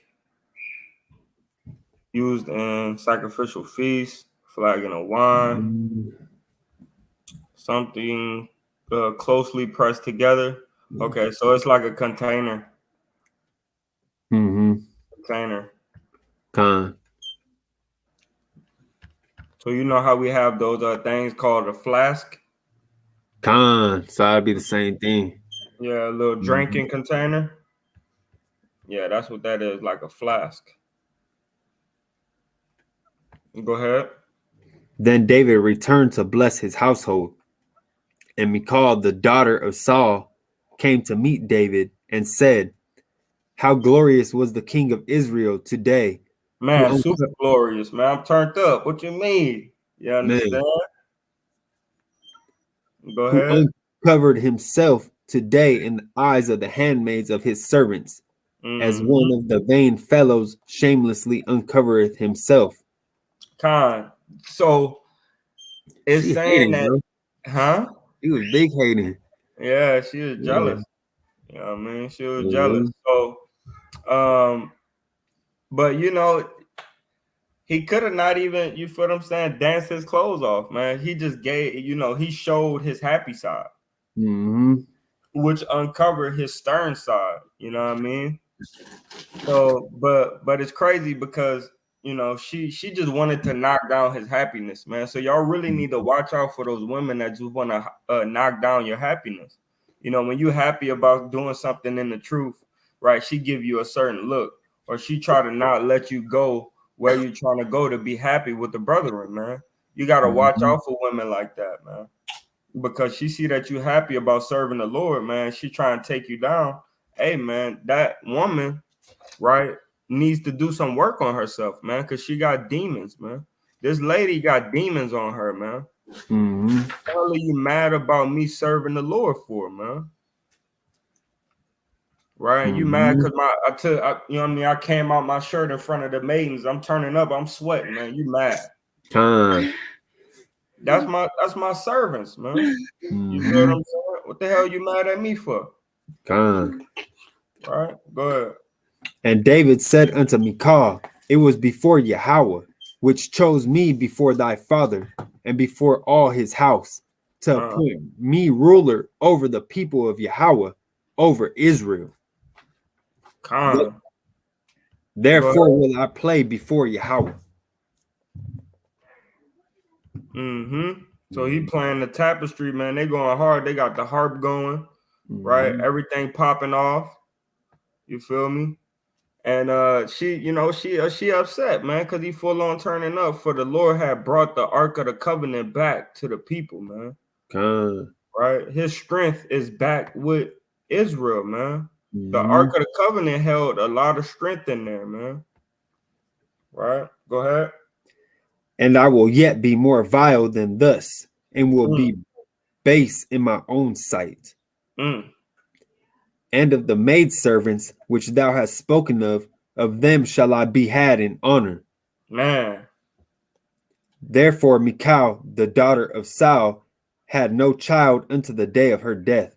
Hey man, Sheesh. the Lord cursed her, man. You feel Man. what I'm saying? You questioning the king, you coming against the anointed, right? Con. Saul had nothing on David, man. And you gonna Mhm. get on my servant for serving me, man? Man. Right? Cursed her womb, man. Shut up her womb, man. Damn, man, the Lord is a beast, bro. Man. I don't know why brothers be playing with the Lord, man. Man, how about Shimmy how Shah is a beast, man? Why they playing? Man. Right? Verse 7. Or chapter 7, verse 1. Salakia. And it came to pass when the king sat in his house, and Yahweh had given him rest round about from all his enemies, that the king said unto Nathan the prophet, see now, I dwell in the house of cedar, but the ark of Yahweh dwelleth within curtains. Khan, he said, I dwell in a house made of strong, right? Strong wood of cedar, Mhm. but the ark of Yahweh dwelleth in curtains, right? I'm safe, but the ark of the covenant of the Most High is not safe, right? Go Mhm. ahead. And Nathan said to the king, Go do all that is in thine heart, for Yahweh is with thee. Uh-huh. And it came to pass that night that the word of Yahweh came unto Nathan, saying, So who's talking right now? Yahweh speaking to Nathan. Nope. Oh, Yahweh Shai? Mm-hmm. Oh, Khan. So, and it came to pass that night that the word of Yahweh Shai came unto Nathan, saying, Go and tell my servant David, Thus saith the Lord, Thou shalt build me a house for me to dwell in. So Yahweh Shah is telling Nathan to tell to David, right, that Yahweh said, Mm-hmm. um, shalt thou build me an house for me to dwell in, right? He said, ask this question, man, because that's what Yahweh told me to ask y'all. You feel what I'm saying? So look, hold on. I want to try something right quick because it's always Yahweh Shah speaking to whoever he's speaking to, right? Whenever Besides, they speaking to a prophet, it's always Yahweh Shai. it's always like 7 times out of 10 it's Yahweh Shah, or it might be, it might be a prophet, or it might be actually Yahweh, right? But most of the time it's the word of Yahweh, man, which is Yahweh Shah, right? And verse 4 it says, and it came to pass that night that Yahweh Shah came unto Nathan, saying, Go tell my servant David, thus said Yahweh, shalt thou build me an house for me to dwell in, right? So Yahweh commanded Yahweh Shah to go tell this to Nathan, man. It's an order to everything. Khan. Right? It's beautiful, bro. Once you know, once you know what you know, man, it's beautiful. All right, go ahead. Whereas I have not dwelt in any house since the time that I brought up the children of Israel out of Egypt, even to this day, but have I walked in a tent and in a tabernacle. He said, but I what? But I have walked in a tent and in a tabernacle. But you have to have, see, and that's why the people that say you can't keep Passover unless you have the you in the temple, in Jerusalem, man. That's off, man. He said, hey, man, I walked in a tent and in a tabernacle, man. I give a damn about these buildings that y'all trying to build, man. That's why the scriptures also in the gospel tell you, I don't dwell in temples made by man's hands, man. What you can make me is not enough for me, man. You keeping the law, statutes, and commandments, and the fear of the Most High, and the faith in Yahweh Shai is what the Lord is looking for, man. He could give a damn about your buildings, man. He could give a damn about your phylacteries, man. Where's your heart at, man? I don't care how you look, man. I don't care about your hair, man. I don't care about your clothes, man. I don't care about the building that you try to build me. I care about what's in your heart, man. That's right. All right, go ahead. In all the places wherein I have walked with all the children of Israel, spake I a word with any of the tribes of Israel, whom I commanded to feed my people Israel, saying, Why build ye not me a house of cedar? Now therefore, so shalt thou say unto my servant David, Thus saith Yahweh, I took thee from the sheepcote, from following the sheep, to be ruler over my people, over Israel. Read it again out. Con. From the top. Yeah, verse 8. Yep. Con. Now therefore, so shalt thou say unto my servant David, Thus saith Yahweh. How would you say Lord of hosts rather than just saying Yahweh? Yahweh of hosts, Just right? Yahweh of hosts? Or Yahweh of armies. Because when we go into this word host, see, people don't know about these words, right? But when you go into this word host, right, is Tazabal, right? Tazabal, right? Army, Okay. Yeah. right? Warfare, War, army, battle. army, right? So he's the Lord of armies.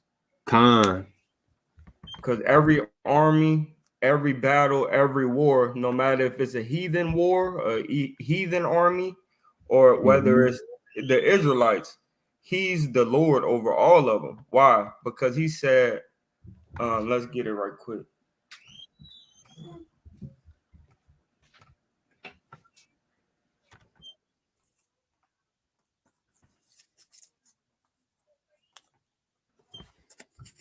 My bad. Give me a second, Israel.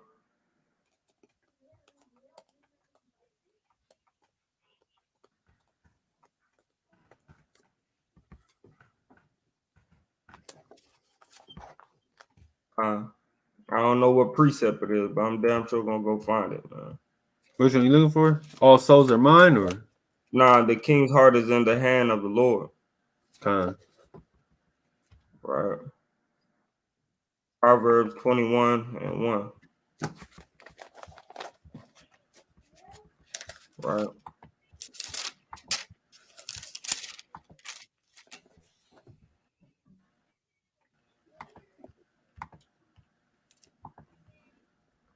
Kind.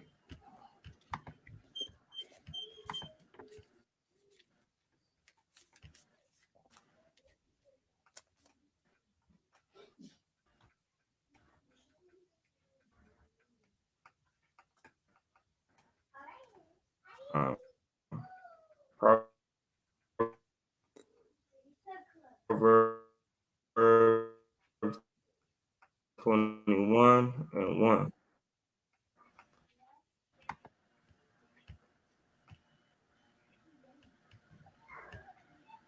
My bad. Go ahead and read it. Kind. Proverbs 21:1. The king's heart is in the hand of Yahweh, as the rivers of water. He turneth it whithersoever he will. Read on. Every way of a man is right in his own eyes, but Yahweh pondereth the hearts. So that's what Yahweh is looking for in us, man. He's looking for our heart, man. Mm-hmm. Right. So we think he's looking at all these outside things, man, but he's looking at the heart. But like it said in 21:1, read it one more time. The king's heart is in the hand of Yahweh. So all the armies are in the hand of who, man? Yahweh, man. Right. So he's the Lord of hosts, man, the Lord of armies, man. No matter what army it is, right? When Alexander the Freak took over, when Darius took over, when Herod took over, when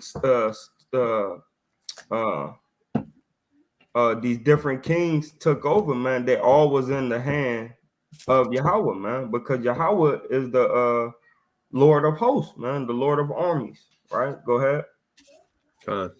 In Proverbs still, or? Nah, Samuel.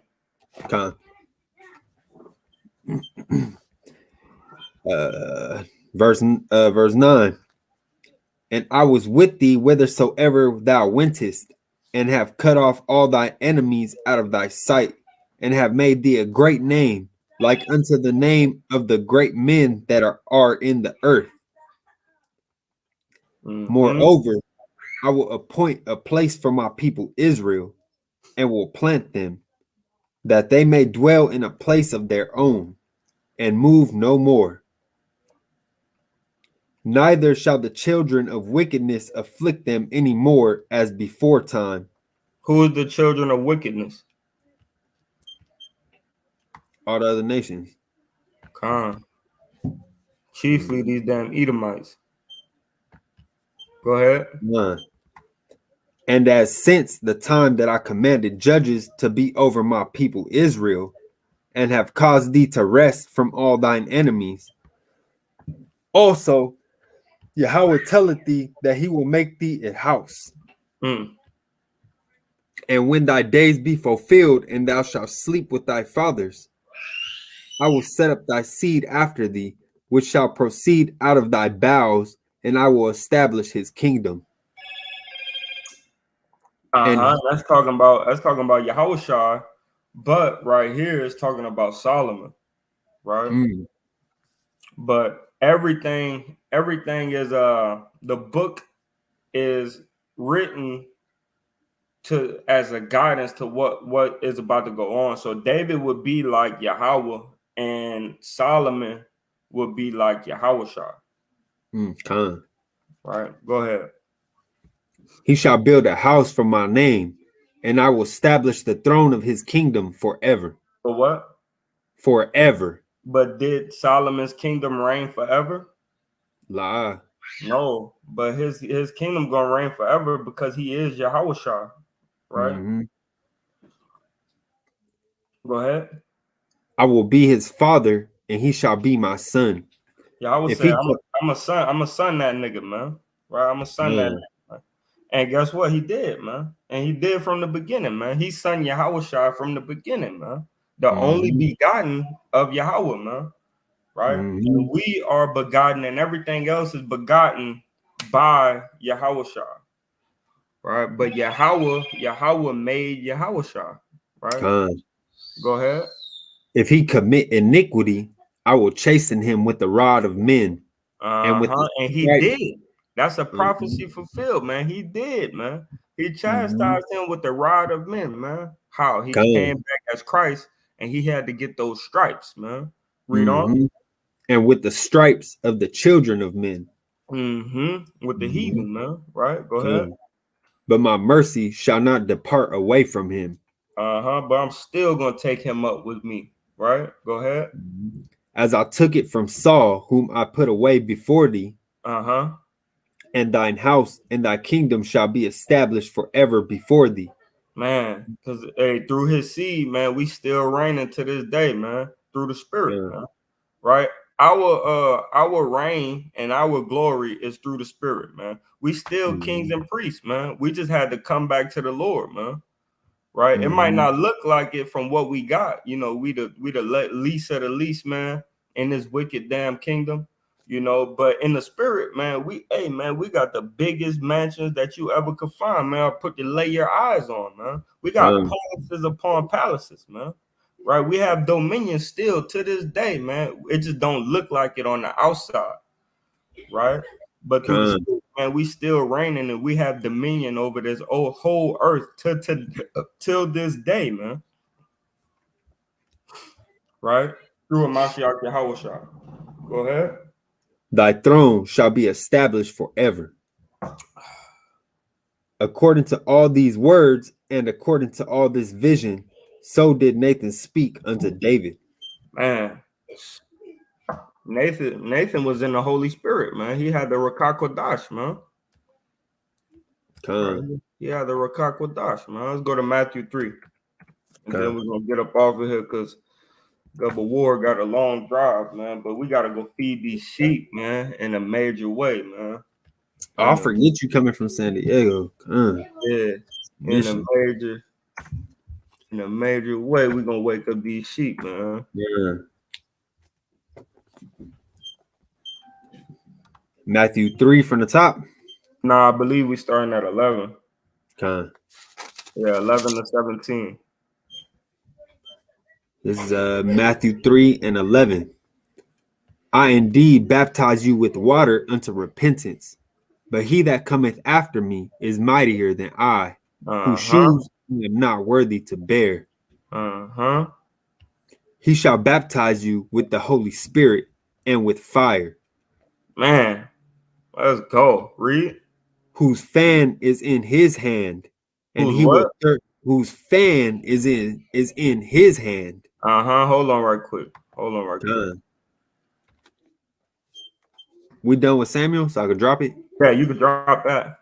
Done. We ending out Torah portions in Matthew. Done. Right? A winnowing shovel, right? A winnowing fork, right? Mm, And as we see when we go into uh Obadiah, right? My bad. Give me a second. I I swear it'd be good to hear the family, man. Mine's in the background chirping too, man. man. It'd be good to hear the family, man. What's up? Cause they up in there going live, man. Let me see.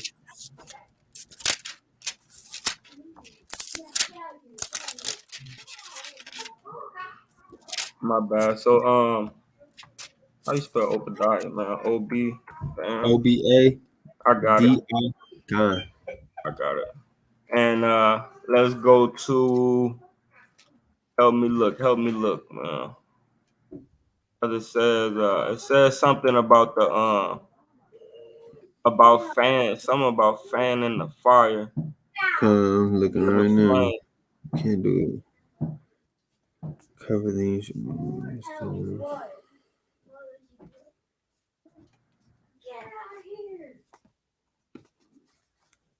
My bad, Salakia.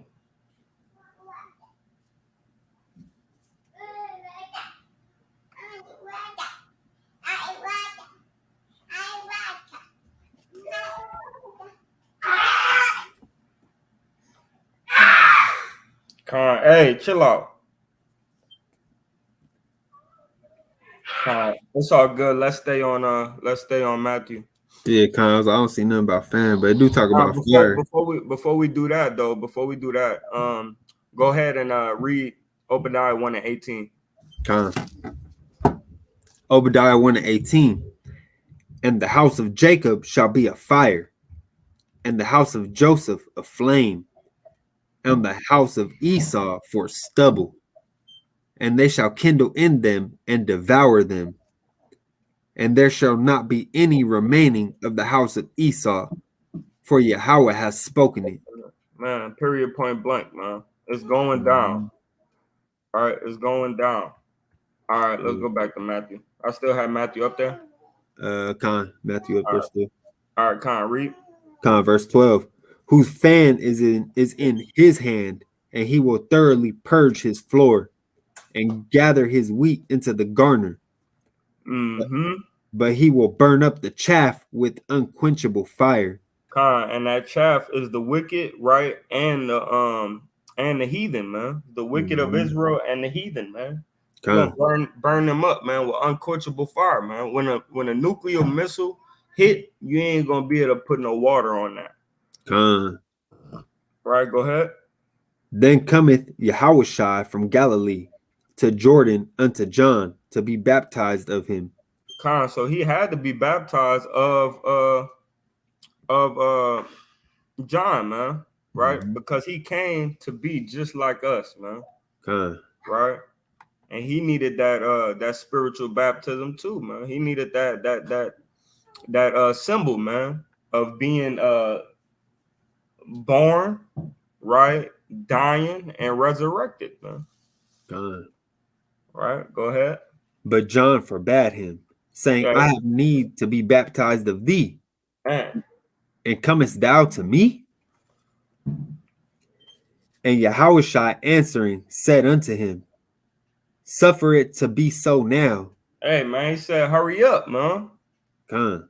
Let's get this done, man. And then I'll baptize you, right? But let's get this done, man. Right, go ahead. For thus it becometh us to fulfill all righteousness. Con, so he's fulfilling a scripture, man. He's fulfilling a precept, right? He's fulfilling a prophecy, man. Right? Go ahead. Then he suffered him. Con, and then he did what he said, man. Right, go ahead. And Yahushua, when he was baptized, went up straightway out of the water. And lo, the heavens were opened unto him. And he saw the spirit of Yahweh descending like a dove and lighting upon him. He said he saw the spirit of power descending like a dove and lightning upon him, man. Right?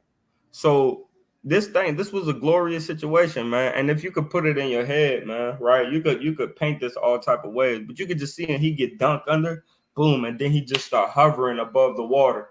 You feel what I'm saying? And then a spirit like unto a dove drops on him, and you just see this glowing light, poof. You know what I mean? And it's like, this is what he hear after all that just happened. The Lord just put all that anointing in the air, man. Right? Read verse 17.